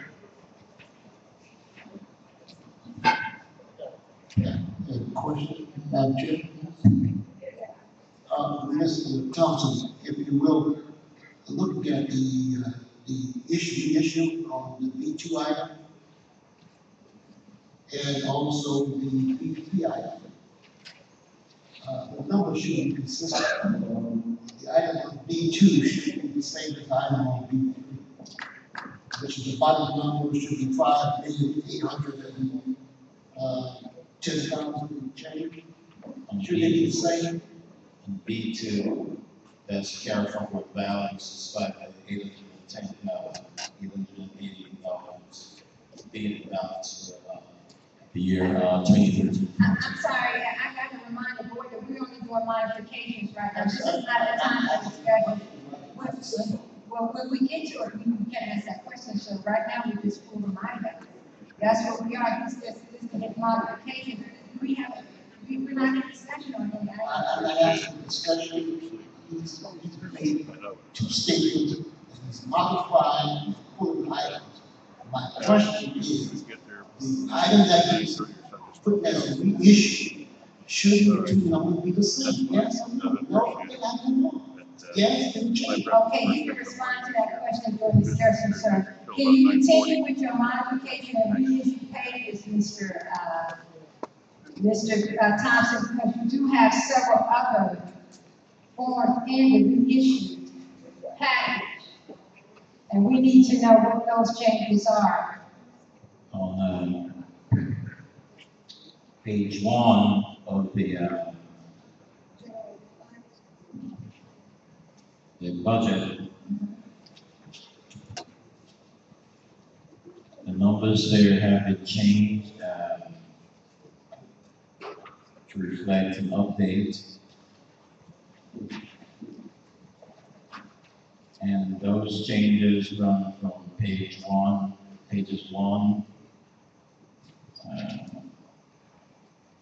and the following pages.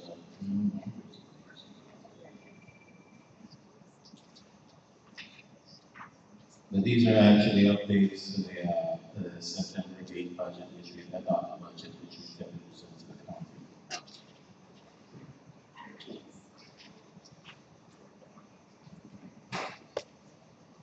The backup is not correct. The only corrections are on page B2.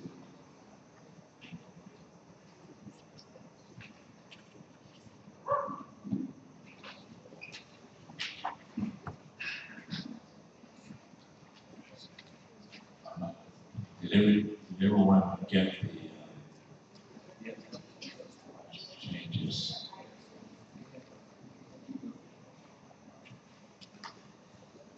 Any other questions from the board, modifications?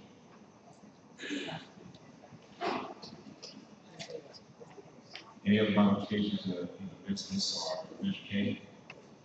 Academic services, modifications? No modifications. Thank you.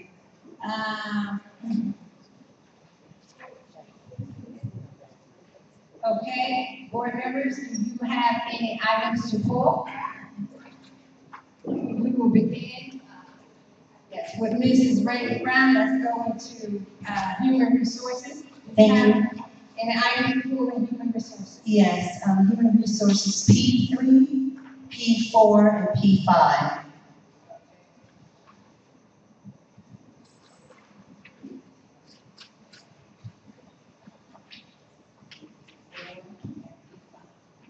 Ms. Jardina?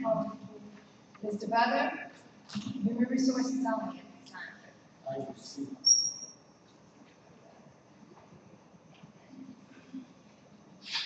Dr. Young? And the chair has none.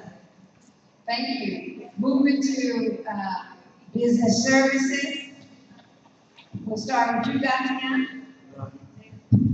Mr. Butler, business services.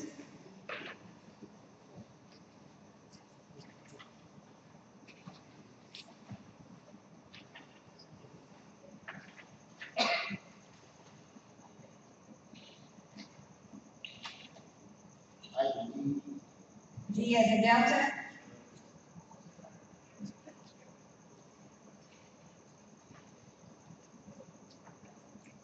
Is that all of her? Ms. Jardina? As a board? Thank you. Mrs. Raines Brown? Yes, item D as in David, and then I'd like to go back to HR, please, one more, let's go from HR. Okay. Item B asks for P3, which is C, P4, P5, and P14, number 24. P14, 24? Yes, correct. Thank you. And the chair has none. The pool of business services, academic services will begin with you, Mrs. Raines Brown. Academic services, P as in Paul. Thank you. Mrs. Jardina. Mr. Butler. Dr. Young. And the chair has none. Ms. Jardina.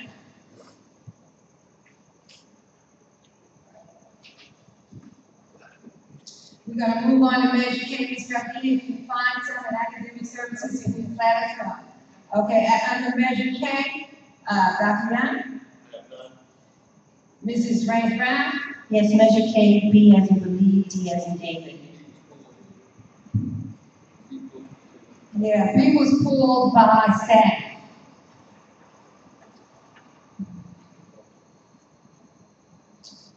And what was your other one, Mrs. Raines Brown? D as in David. Thank you.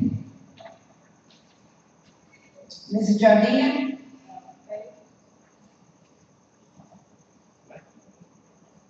A is an alpha. Okay, anything else? Mr. Butler?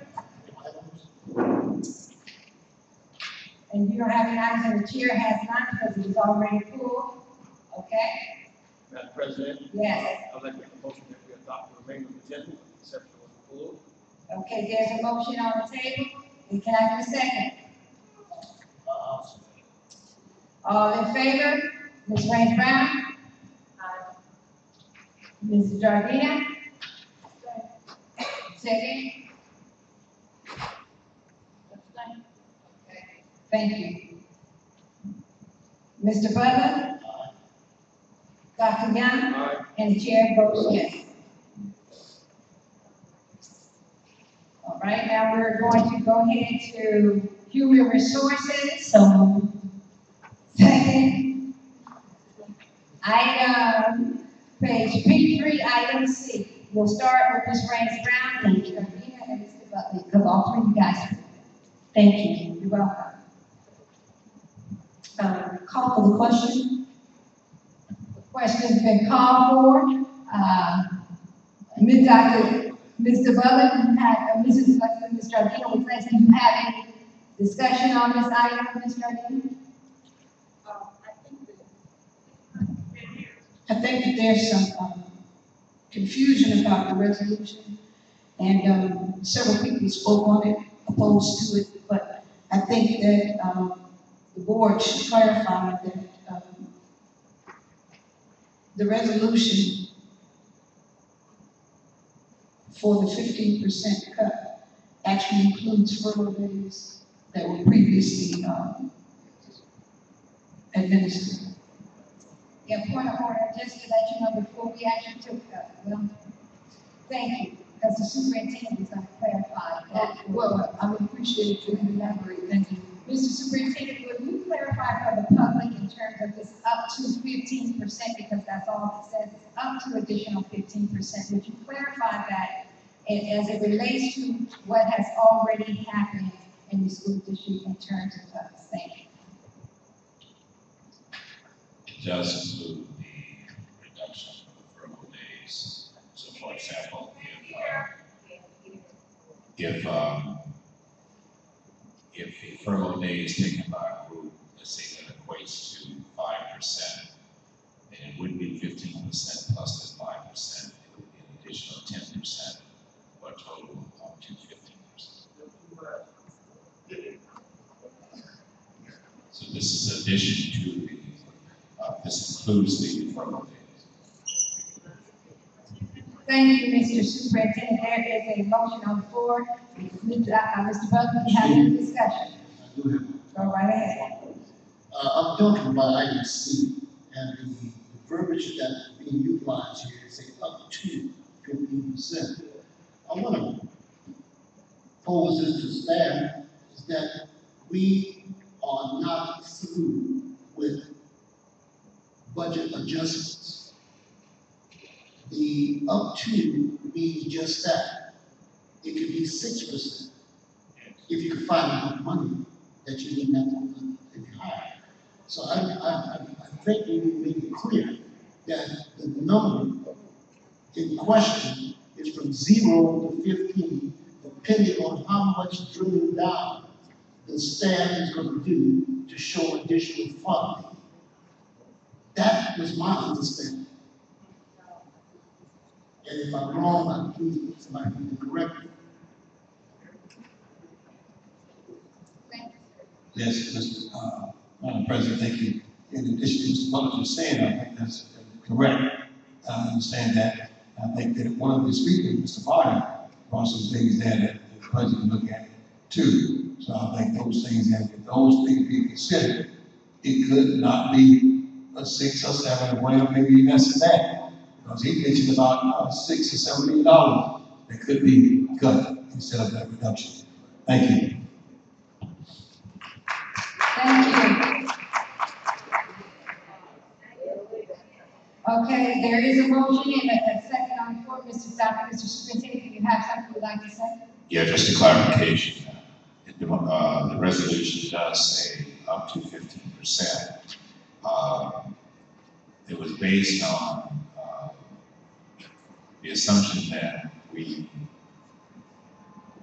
would need that amount in order to wipe out most of the structural deficit.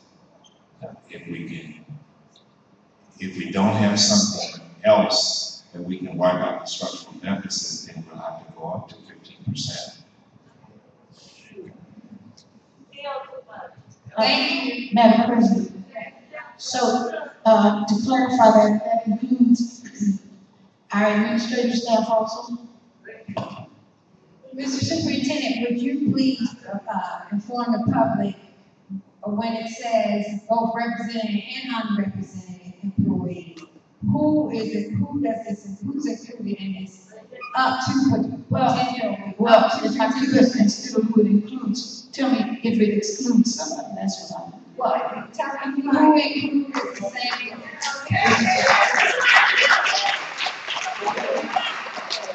This resolution does not include people under contract. It doesn't. Thank you. Thank you. There is a motion on the floor. And I do have discussion. Thank you. Okay. I want to say to Mr. Barter, and thank you so much for suggestions that you made to this board, and also to definitely want to say thank you. Yes, thank you.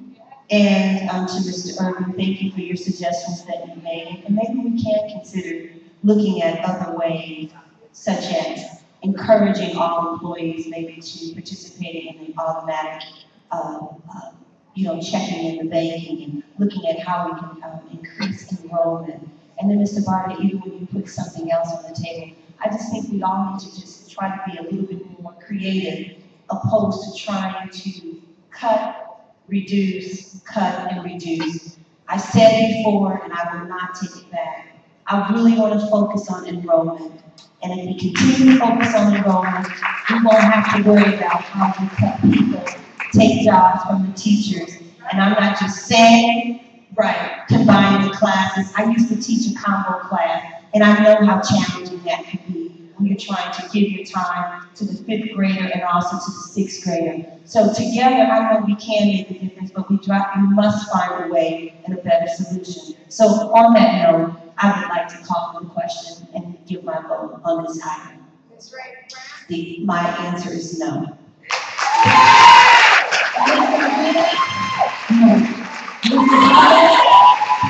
Yes. Yes. Yes. And the chair votes yes.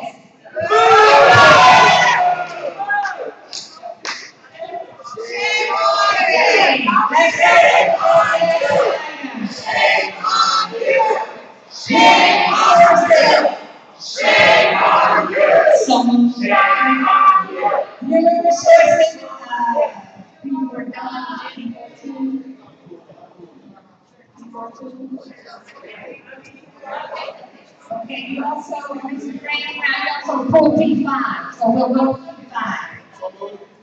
Second. Mr. Graham, Absolutely. Let's call for the question, and I'm definitely in support of it.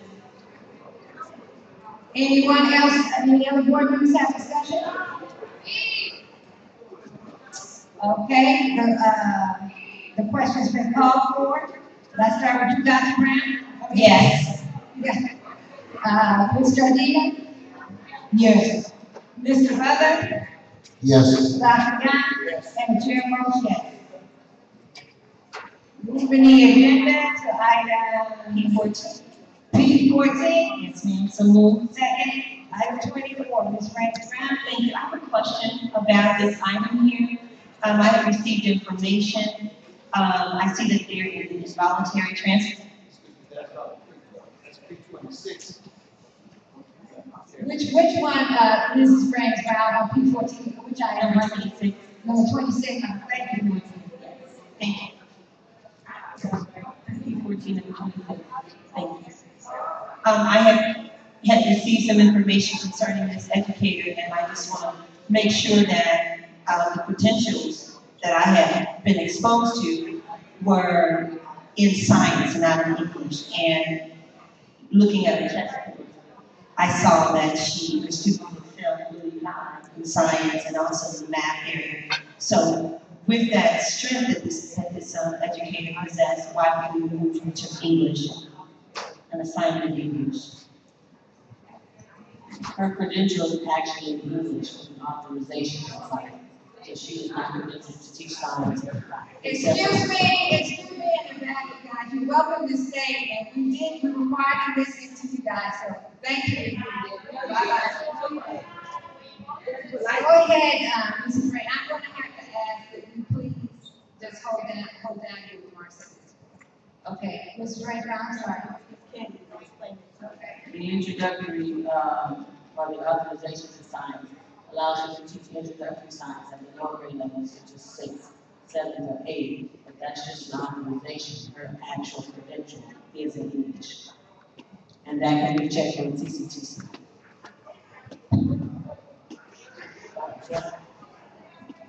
The question's been called for. Dr. Young? Mr. Butler? Ms. Jardina? No. Ms. Francis Brown? No. And the chair votes yes. And it has to come back. Okay?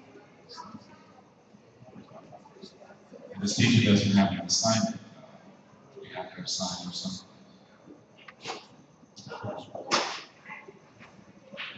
Okay?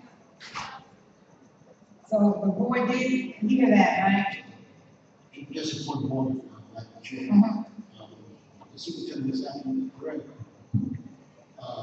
May I suggest that this individual be assigned to the district office until such time as a location can be possibly.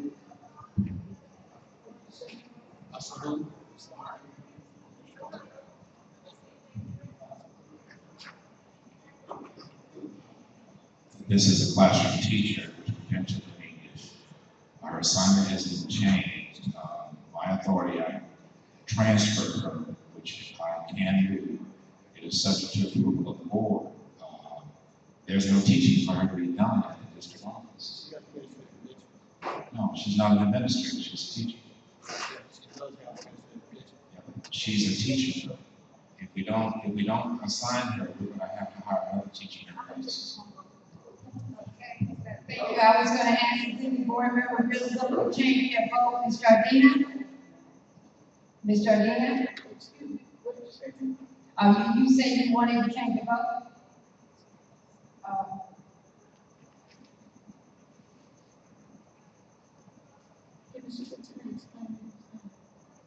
Explain. What would you like to explain? This is a classroom teacher who's appropriately credentialed for the subject that she's assigned to. She's not an administrator. There are students waiting for her to teach them at the school where she's assigned.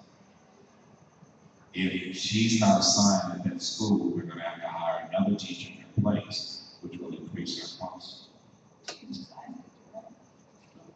But she has a English credential. She's not credentialed to teach science at this level. She has an authorization to teach science, 7th and 8th grade. Okay, any further questions? Is there a science position available over there at the school? Where she can work it within her gifts? No, she can't teach at that level of science. She's not credentialed to do that.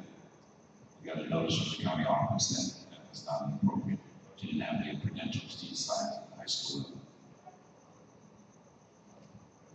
Any other questions, board members? Hearing none, Just one. Have you asked Ms. Jardina? I'm trying. Right, so that's what I'm waiting for. Listen, in all fairness, this teacher has sent us information. And, and I want to always do my due diligence and support them in their educators and making sure that they're able to teach to their potential in the area where they have the credentials. She's done an exceptional job over at La Tierra, high test scores in science and in math. So if that's not her strength area, but if that's the only area where she can actually teach, then I can support that. But if her strength is in science, then let's put her in an area where our children can learn about science over at Hillcrest. President, the credential for the teacher, although she's was taught science, she's not credentialed to teach science. In the past, when I was a science teacher, math teacher, I could teach one class out of my major, but that law has changed. She cannot teach science beyond the 9th grade. And if she has a major in English, she's going to be teaching a major subject as a highly qualified teacher. Thank you. Yes, sir. The key word for us, and I hope my colleagues can bear with me for a second, the term is involuntary transfer, meaning that there are prescribed procedures in the negotiated contract as to how to move into an involuntary situation. The superintendent has gone through the process along with HR, and they have determined an involuntary transfer from the site from which she wants to a new site. It seems to be, if we follow all the procedural steps, given the superintendent that has done that, to not support what he's trying to do with the best interest for both the employee as well as the students. Then where do you put this individual? I mean, the person has to be someplace. You just can't draw salary and be nowhere. It doesn't make sense. And I don't understand the reluctance on the part of the following the superintendent actually has asked us to support in that he's done all of the due diligence to get this particular point. Thank you very much. I appreciate my colleagues' comments. However, and listening to you also, Ms. Kennedy, understand that she will not be without a job. Number one, if she is not assigned to the Hillcrest assignment, is that correct? She's a tenured teacher. Okay. And with her strengths and her skills, she has a proven track record at Montevideo with high test scores. With her strength and her skills, then I would think that we would do our due diligence and place her in a K-8 environment, so that she can continue to build those kids in that science and math and technology area. To just move her, be it involuntary or not, I don't think it would be, it's not to the best interest of the teacher, and definitely not to the best interest of the students. And we should maybe revisit this, find another area where we can place her, where she can help bring those test scores up in some of our PI schools. Thank you, Ms. Rance Brown, and I'm gonna let the superintendent respond, but I'm gonna have to just reiterate and ask the board to, if you want staff, if the superintendent staff to address you, please ask the superintendent to have the staff address you. This is not an appropriate discussion, an open session of the board, so I really can't respond. I am taking the vote, so let's move on. Well, we can move on, vote and take, and I'm not defending, and I'm not the motion. okay, Thank you. all right. Now we're moving on. Where are we at? Business services, item B as in Bravo, second.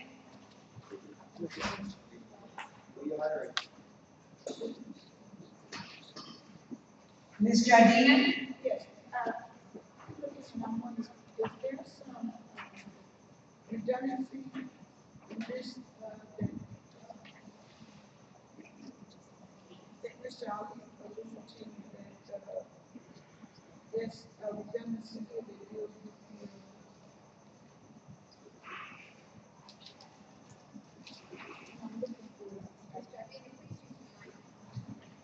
I just wondered if the superintendent can tell us if there's redundancy here, because one of the speakers mentioned that there appeared to be. I can answer the question. Okay. Yeah, this is consistent with the business necessity resolution. Now that you approve the business necessity resolution, you can take these. Okay. All right. Thank you. Call for question. Thank you. Question been called for. Any other comments? Okay. There are some other items that are not part of items 145 to 148 that would generate an additional almost $300,000. No, those are items were considered.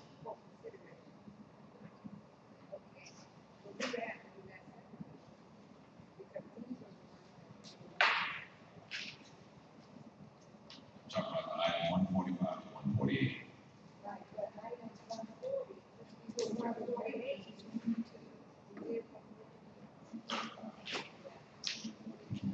Madam President. This was my question. And so we just got to answer no, but if you look at 143, then this appears to be the reduction. 143 reduced ITA member salaries by a maximum of 15%. We did that with the resolution, so this is not an implication of that. Correct? Okay. It's the same as what was on the resolution. I said. One comment. Is there further discussion? Yes, I do. Go ahead, Mr. Butler. The superintendent is moving to 25, 46, 47, 48. Those I would agree both. We will separately on correct to add to our additional cuts. I'd like to make a motion that we take them on, to use up on these. Okay. There's a motion that's on the floor that we take item 146, 147, and 148 as one. 145. I'm sorry. Thank you. 145, 146, 147, and 148 all in one motion. There's been a motion and a second. All in favor? Mrs. Raines Brown? No. Ms. Jardine? No. Mr. Butler? Dr. Young? And the chair votes yes.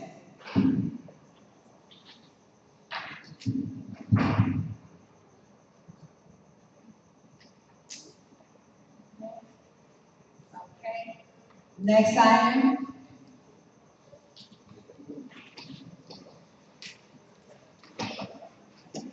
Okay, we have business services, item D, as is Delta. So move. Second. Mr. Butler and Mrs. Raines Brown. That was a public hearing. But we still. I'd like to make a motion that we do accept item D. We want to provide that the staff continues to drill down all of our categories to bring that to its best solution. Example, we just approved another $320,000 in cuts. That can be incorporated. The question relative to textbooks, that can be looked at as monthly. So I would suggest that we now on the 14th, which the item the document to do, that the staff will do diligent and drill down as far as they can go to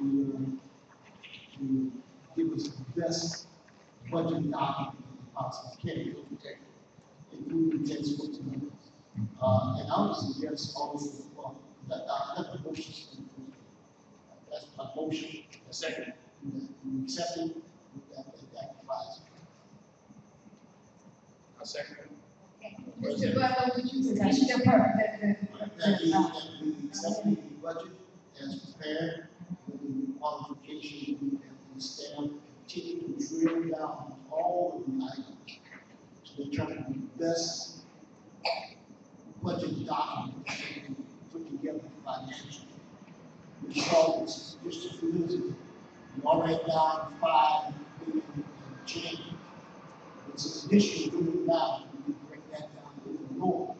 Just based on just a general conversation that we had on the news. Over close to $2 million addition. So there is a lot of room, but you have to work that a little hard and push it a little hard to make it happen. Okay, Mrs. Raines Brown? Yes, thank you. I'm not in support of this item because one of the areas that sits in the background is inability to provide a solid fiscal stability and stabilization plan. Our numbers have not been accurate. Our numbers have not been accurate. And for us to do our due diligence, it's totally important that we provide accurate information if we're going to make informed decisions. So, in due respect to my colleagues' recommendation, based on the numbers that all of us have received, and all of us have received numbers that have not been accurate, I do not support this item. Thank you. There's a motion and yes, on the floor. Ms. Raines Brown, for the record, once again. Do you want me to take a vote now? Yes, ma'am. Call for the vote. I think Ms. Jardine has something to say. I just wanted to add that, I thought Mr. Barter gave some very insightful recommendations that should be considered. And if in fact, we are poised the way we are, we should be looking for every little avenue to find revenue. So I would hope that our chief financial officer was listening. I would. Mr. Adina, would you continue with your secretary? Okay, so with that, I'm just saying that I believe that that's part of the issue that we should pursue in order to make sure that we have covered the bases. Thank you. All right, there is a motion on the floor for a vote. Mrs. Raines Brown? No. Thank you. Mrs. Jardina? No. Thank you. Mr. Butler? Yes. Thank you. Mr. Yes. And the chair votes yes, with the caveats, and that was Mr. Butler, Ms. Jardina, and also with the statements that Mrs. Raines Brown has made. Yes. Thank you. And thank you, board, for saving, because I had it down for them to send us that information tomorrow. Moving along. All right, thank you. Academic services, P. So, Second. Mrs. Raines Brown. thank you. This item, the approval of the contract relates to the top grant writing services. I'm just so happy to finally see this item on the agenda, because back in May 25th, 2012, I sent an item to my board members and also to our superintendent regarding the Race to the Top funding, the $400 million Race to the Top district level proposal application, and that it would be released in July of 2012. Understanding that we could receive up to $15 to $25 million, depending on our populations to be served throughout the plan. And I had also asked that we try to get Jan Vogel of the South Bay Workforce Investment Board involved, along with Sid Spikes, because they definitely work with the population of the requirement of this grant, and to see Mr. Douglas Howard take this at this point, and even though it is now September 12th, and I submitted everything to our district and to our board back in May, it is still, I just want to commend him for his excellent work, and I'm encouraging my board to approve the grant writer for the amount of $3,300 so that we can move forward, and hopefully we will be able to be the recipients of $20 million for this district. Thank you. Thank you. Any other comments? Yes, I concur. I believe that we need to do everything we can. Thank you. Any other comments? The question's been called for. Dr. Young? Yes. Mr. Butler? Mrs. Jardina? Yes. Mrs. Carol Raines Brown? Yes. And the chair votes yes. Move the agenda. Measure K. Measure K, item A. Mrs. Jardina, second. Ms. Jardina.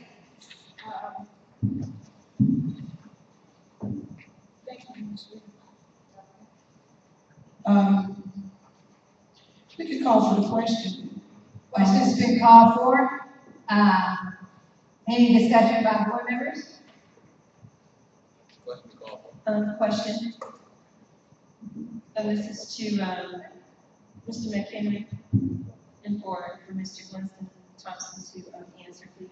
The funds here, the description of the funds, like for example, item number 21-0, fund robotics classroom rugs. These are funds that have already, the PO has already been submitted, and all now we have to do is just pay. And it's only $11,000. Which item? For the item A that my colleague pulled from Measure KA. And a lot of them are just some expenditures for the schools. Okay, And one in particular that I mentioned, my question is, has the PO already been submitted and are we just waiting? Has the payment already been made, and so now we're just approving that the payment has been made? That's the question. Everything. Mr. Thompson? Yes, those purchase orders have already been processed, and I think all these items have either been received or they're on their way to the district. Thank you. Call to the question. Mrs. Raines Brown? Yes. Mrs. Jardina? Abstain. Mr. Butler? Mr. Dr. Young? Yes. And the chair votes yes. Thank you.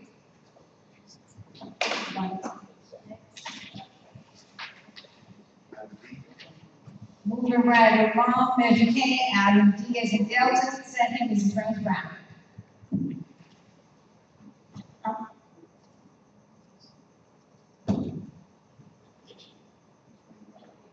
Okay, I was just giving my colleague an opportunity to speak, but I'll pick up and I'll pass it over to you. This is B as in believe, right? Okay, D as in D. This is mine this week. Emma.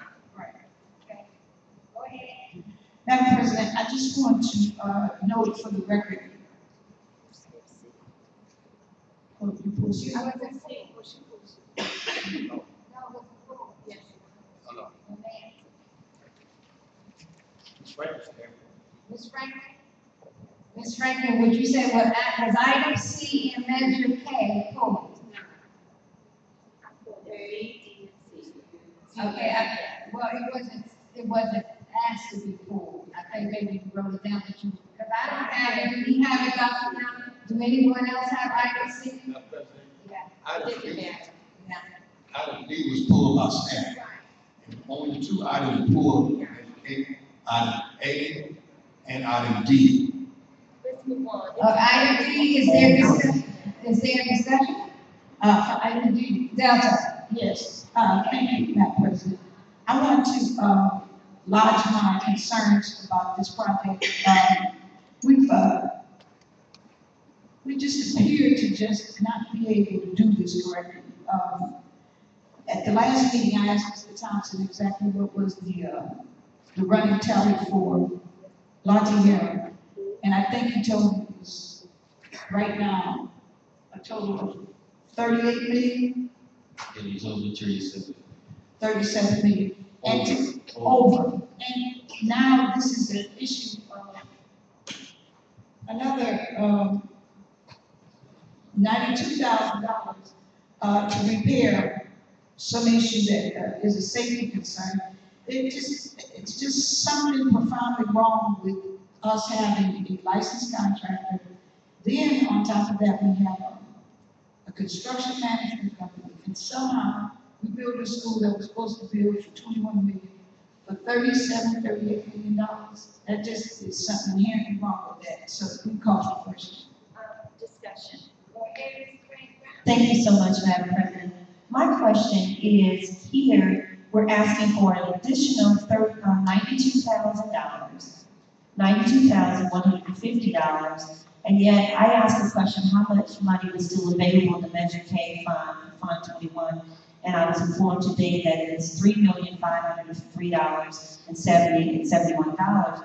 And so my question is, if we've just approved several other Measure K items, this is $92,000, then if we have approved all of this, then where is the rest of the money coming from? And in addition to that, if you look at it on page 544, I need someone to please tell me, I need you to identify the repairs needed for this $92,000. It's not in here, and if so, I've overlooked it and maybe someone else can help me with it.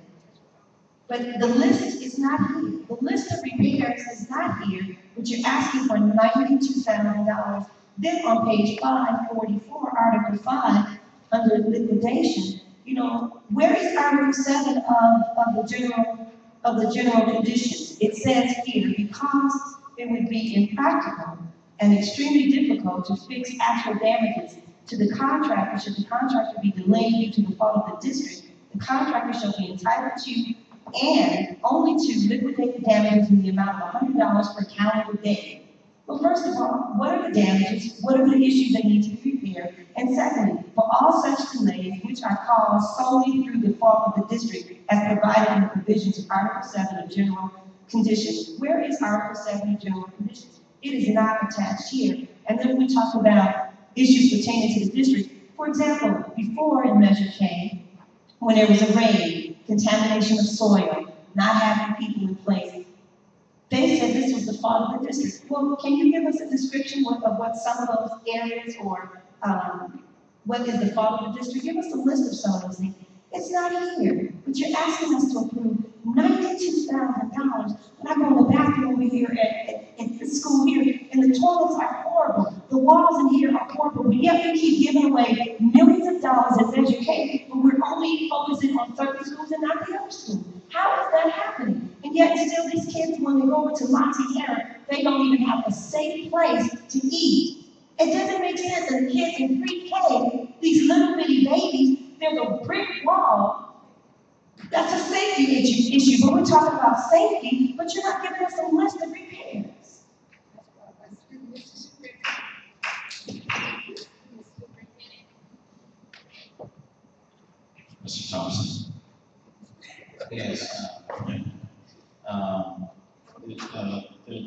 things I'd like to talk about. You're asking where's the rest of the money.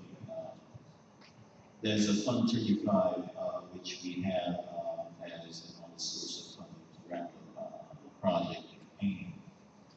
That Fund 35, which is school facilities fund, holds a balance in there, which when combined with the balance of Medicaid, Fund 21, with our Excuse me, I just wanted to say that this is not about paying, Mr. Thompson. We're talking about the Latiera School. The $92,000 being spent at Latiera with no specifics about what safety concerns there were and what exactly this money is going to. That's why I pulled this item, because those are the questions I had. We have $92,000 in corrections. We still don't have any sort of awning or covering for the children. Yes, I wanted to respond also. I see that, but I'm saying, when the school was built, there's not even literally a cafeteria. They have a place they walk through to receive the food, but no building. If it's hot as it's been, or if it's raining, the wind is blowing, and it's freezing cold, the kids are still supposed to be outside, and there is no awning. We're talking about bringing them on now, but I believe that we should have some sort of meeting about corrections, real corrections, because these safety issues, $92,000 of safety issues, I think there's far more, and at some point, somebody's bond or license ought to be looked at regarding the building and the money spent and the deficiencies that we have at that particular site. And I think that, you know, maybe what we could ask is maybe this item is full, so what we can do is get some sort of clarification about what this $92,000 in repairs or alterations are, because unless they really deal with the needs of the children, we really, I mean, we're just spending money in the blind. It's ridiculous. Okay, let me, Mrs. Winston, before you respond, let me have Mr. Butler make his comments, because you may have to make some. My comment was asking for several years. We have an architect who do these plans. There is a category called omission. Those omissions are the responsibility of the architect. And when we find that they are at fault, they must correct it and pay for the correction. It's called, am I correct, Mr. Thompson? Yes. And all I'm saying is that we need to go through this process and see what forms, majority and daughter, what areas are they responsible for, and give them the bill for the correction. That is a standard operating procedure of all construction projects. That's a standard thing that we need to do. I asked them again the same thing, and we have a 2% spread. Anything over that amount, the architect falls in the category of those issues, and they have to correct it. Madam President, we had a construction management company, whatever deficiencies that were with the architect, that should have been discussed with the construction management. This wasn't discussed with the community. Supposedly we had a construction management company, so we would have meetings with the community to explain these sort of deficiencies and problems.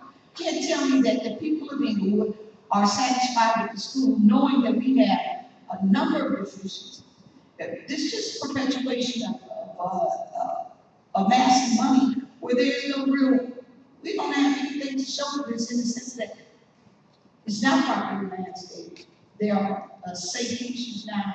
These are the things that we should be sitting down. I'm asking this item to pull really, because I believe that this is impossible to just continue to throw good money after bad with no real explanation. This is absurd. And I wanted to say something to Mr. McHenry, and just to add to what my colleague stated. Here it is, we had a grand opening of the school, and yet still the height of several of the concrete walls is an issue for safety. For safety, but yet we had this grand opening, but no one thought about making sure that these areas of concern and safety concerns were addressed prior to school being open. And that is not fair to the families or the children or the teachers, and definitely not our babies in that school center. And now we're going to ask for $92,000 when we paid millions of dollars to people. And we're going to say we're going to issue $92,000 and hope that some architect will pay us back. No, that's additional litigation. And as someone indicated earlier, we'll have to pay our high-powered attorneys to go in and try and get our $92,000 back after we pay them another $300,000 for their services. It just doesn't make sense. I agree with my colleague, we need to pull it and get further information. Yeah, and I think Mr. Butler said, and I didn't see that, and I agree with everything that's been said so far, because when I read it, I said the same thing. Now, what I was looking for that I did not see is whether these are errors of omission. Was they intentionally left off the drawings, or was this unforeseen changes? So we need that response, we need that answer. Let me ask the board, go ahead, Mr. Thompson, and then we'll go ahead. And just let me give the board an update on this. When the new principal took over the new school, she invited us down to walk the campus to address a number of concerns that she had. One of which was a curb wall, which she pointed out to Dr. Young, myself, and others who did the walk, that this would be a potential safety issue with kids who could easily climb over that wall and probably fall several feet down and hurt themselves. So the recommendation was that, and this is a change not requested by the owner, because the architect and the contractor delivered the product as according to drawings. Okay, so if He's saying, Ms. Rainer, Madam President, that what happened is that the principal, once she got there, saw that there's certain areas designated for certain grades, and it appears that the younger children, a wall was built where after they scaled that wall, they shouldn't be able to even accomplish the scale. They will fall several feet, creating. He said, I wanted him to finish saying, go ahead, Mr. McHenry. Could you continue, Mr. Thompson? Yes, thank you. So what we did in order to address the safety issues that were, and I truly believe that's an issue, because we all came to the same conclusion that kids could easily climb down the wall and fall several feet below and hurt themselves. What we did was to go back, and this is a change required by the owner of the building. Now, because the building has been delivered to us. We engaged the same contractor that designed in order to have continuity in the architecture and not to come in with a different design on the metal fencing that goes around on top of the library. If you can picture that area, coming all around behind the auditorium, is to put a continuous design pattern of the same fencing going all the way up to the kindergarten. That's the cost of that, and also over the other area where the younger children are, because they can climb over that wall and jump over and fall to their problems to their neck. So the principal pointed that out, and this is what we're doing. We're recommending that we incorporate these safety features so that no child will climb that wall and go and hurt themselves. Wait, Madam President. Madam President. We not only spent the money to remediate the dirt, do all of the things for the Department of Transportation and Health and Safety to come and give us a green light on the soil contamination. Remediation, you need to tell me, when we built this school, we never altered this school from a K to A. Where they placed the kindergarten section for this part of the school, that was not a consideration, and all of these people that appear to be overly qualified. That how much money did we give Danny Bakewell and their company to supervise this bill? How much was that? Somebody should be able to attach some bond somewhere and say, you cannot do this, and give this green light to the school and have these sorts of deficiencies and problems. I'm asking this to be pulled. It's not funny, Mr. Butler. Okay. The only thing that's funny is the policeman. Yeah, we should be concentrating on instruction instead of construction. That's what we really should be doing. Thank you. I have to write down. Colleagues, I have the mic now. I'd like to have the item pulled and second my. I'm going to, give me a second. I'm aware of that, so thank you. Mr. Superintendent, there are several concerns from several board members concerning this item. Well, I'm actually wanting them to pull it too, but when I read it too, it kind of, I was like, what? This inspection should have happened before. One of the questions, what are we paying for, that is listed on page 546 and 547. The architectural design is not the fault of staff. We identified a safety concern, we brought it to you to improve these items so that children will not get hurt at the school. It's all itemized on page 546 and 547. So I would suggest that. And I understand that, but my question is, okay, is this an error of omission? Are these errors of omission? I don't know, but these items have to be taken care of. Madam President, thank you. I think that the board members need to understand that we have our goal of the board is safety, whether it's error of omission or whether it's omission by the architect, wherever, the safety need to be our concern in getting corrected. So I call for the question. Madam President, and I agree with all that, but it's important for us to know if it's errors of omission, then this $92,000 have to be paid by the architect. Exactly. Not by. Madam President, this is a question. It's important for us to know if this is errors of omission and it actually is what it's coming to, because that's going to be my question anyway. That's going to be my question anyway. We need to know. Are we going to be stuck with this $92 million or is this $92,000 or is it errors of omission? That's important. Say again, we have several areas. We have two gymnasiums. Mr. President, Ms. President, we have two gymnasiums. We can't use the bleachers. And we didn't get the architect message in order to correct that. So we have a safety concern. I call for the question. There's a discussion on the floor. Mrs. Frank-Brown? Thank you, Madam President. I think I'm hearing us, I don't want it to be personal. Let's just do the right thing. We need evidence. And right now, we all walked through that building and we had a grand opening and you had all these major issues. So again, is it an error of admission or incompetence? And on whose part?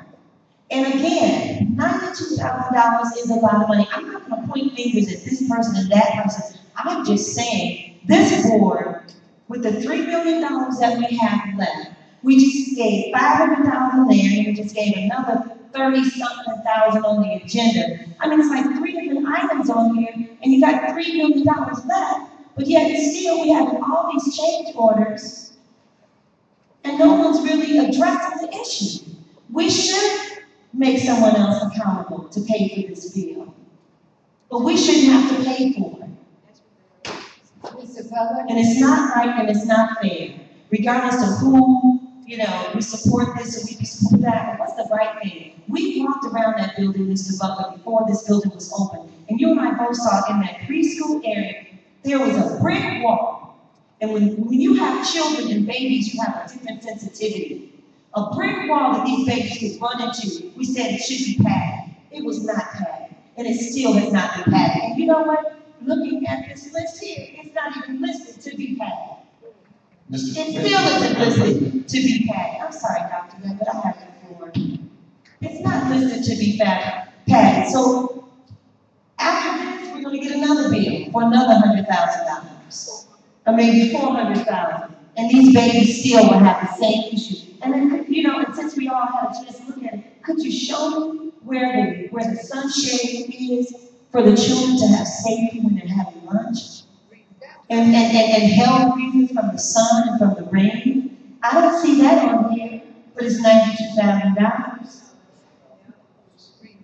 I rest my case. If you want to vote for it and just give the money away, then again, those kinds of things will be on your record and it won't be on mine. So you call for the question. Ma'am, my close up is this. Again,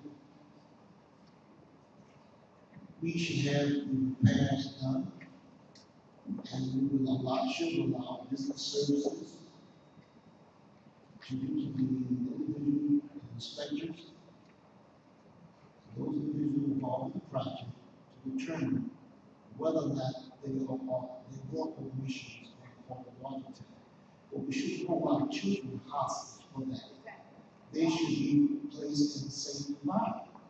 We spend $92,000 with the expectation that you can get that back once you declare and determine and whose fault that may be. Whether it be, for example, the company who did our constructability document, if they missed that, if they are lying. If the contractor misses it, there's a he's lying. But if the architect didn't draw it, for example, the architect did not draw water fountains at closure. She was at fault. That was her mission. She had to go and pay for those water fountains to be installed. That's what you do when you close out a job. For anybody who does building, no building is perfect. There will always be something wrong with the building. Door don't close right, windows got to crack in, air conditioning is not good enough. You got to make the correction. And those things, once you take ownership, it's your responsibility to do what needs to be done, and you try to give it back to the contractor. That's what you do. But you don't hold the children hostage to that. Those kids need to be protected at all times. And you know what, Mr. Butler, I support you on that, and I agree with you 100%. Excuse me. Oh, go ahead. Madam President, La Terre School is my community, and we have 700 students almost there now. And it's a potential possibility I have a grandchild coming there. And I will not sacrifice or omission or safety of my grandson if he's going to be enrolled in that school.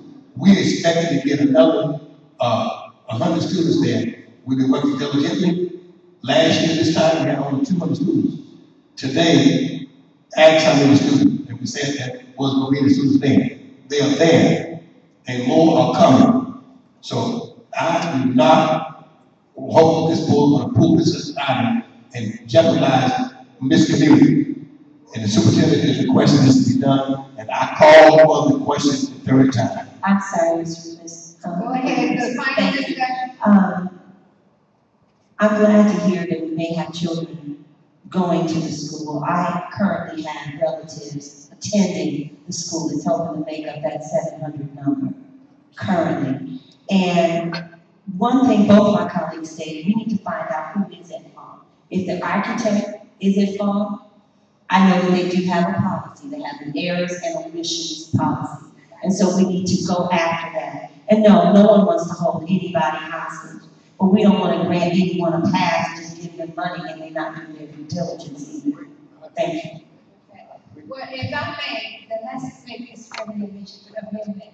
Is that, of course, absolutely, we have to look at the safety issues of our students. We've heard a lot about safety all night long. So now to just disapprove this, when it clearly outlines there are safety issues identified by the site's administrator, I'm not going to do that. But I do want to know, before we pay this person, or before this person is actually contracted to start the work, we need to know, Mr. Superintendent, if this is an error of omission or unforeseen change. Mr. Butler, I'm sorry if I was in and out, it was in my ear when you were talking, because I'm trying to, did you say it was left out of the original drawings or it was included in the drawing? Okay, you don't know. So that is that's a critical question to answer, Mr. Superintendent, and I'm going to write it down to follow up to make sure that I actually give it to the board in response to the board on that question, because just don't go and say, okay, start the work and do the job. This is $92,000. We have some flexibility here. this $92,000 that we could look at, take it back, that we just took from our employees tonight. So with that said, I call for the vote. Madam President. Yes. Sister Lightline, let me just ask this question again. Not only did we pay a licensed contractor, we had a construction management firm that got close to $4 million to supervise this project. This is outrageous to be sitting here at the end of a project and be talking about a mission. What did we pay somebody 4 or 5 years for to have 2 incumbents with people in Ladera? This project was over-supervised. There was all kinds of people, that, including board members, that was there day in and day out of this project. You never noticed the great fall? There are no trees there. There's no cover for the kids. The building was never meant to be Merino Valley Green. I have renditions in my office that show that this building was supposed to be wrapped like the Disney Center downtown in aluminum. There's deficiencies with the landscape, deficiencies with the building. Before we open the school, wouldn't it have made sense to do this prior to do the walkthrough and find the deficiencies and see what the shortcomings and the problems were? Before we pay everybody our money we owe them? People be a lot more receptive to things you say if you owe them some money and you're not paying them until these deficiencies are dealt with. Just keep pumping out checks, pumping out money. Thank you. Dr. Young? Yes. Mr. Butler? Ms. Jardina? Yes. Mrs. Rance Brown? And the chair votes yes, and I will send for that information tomorrow. Thank you. At this time, I call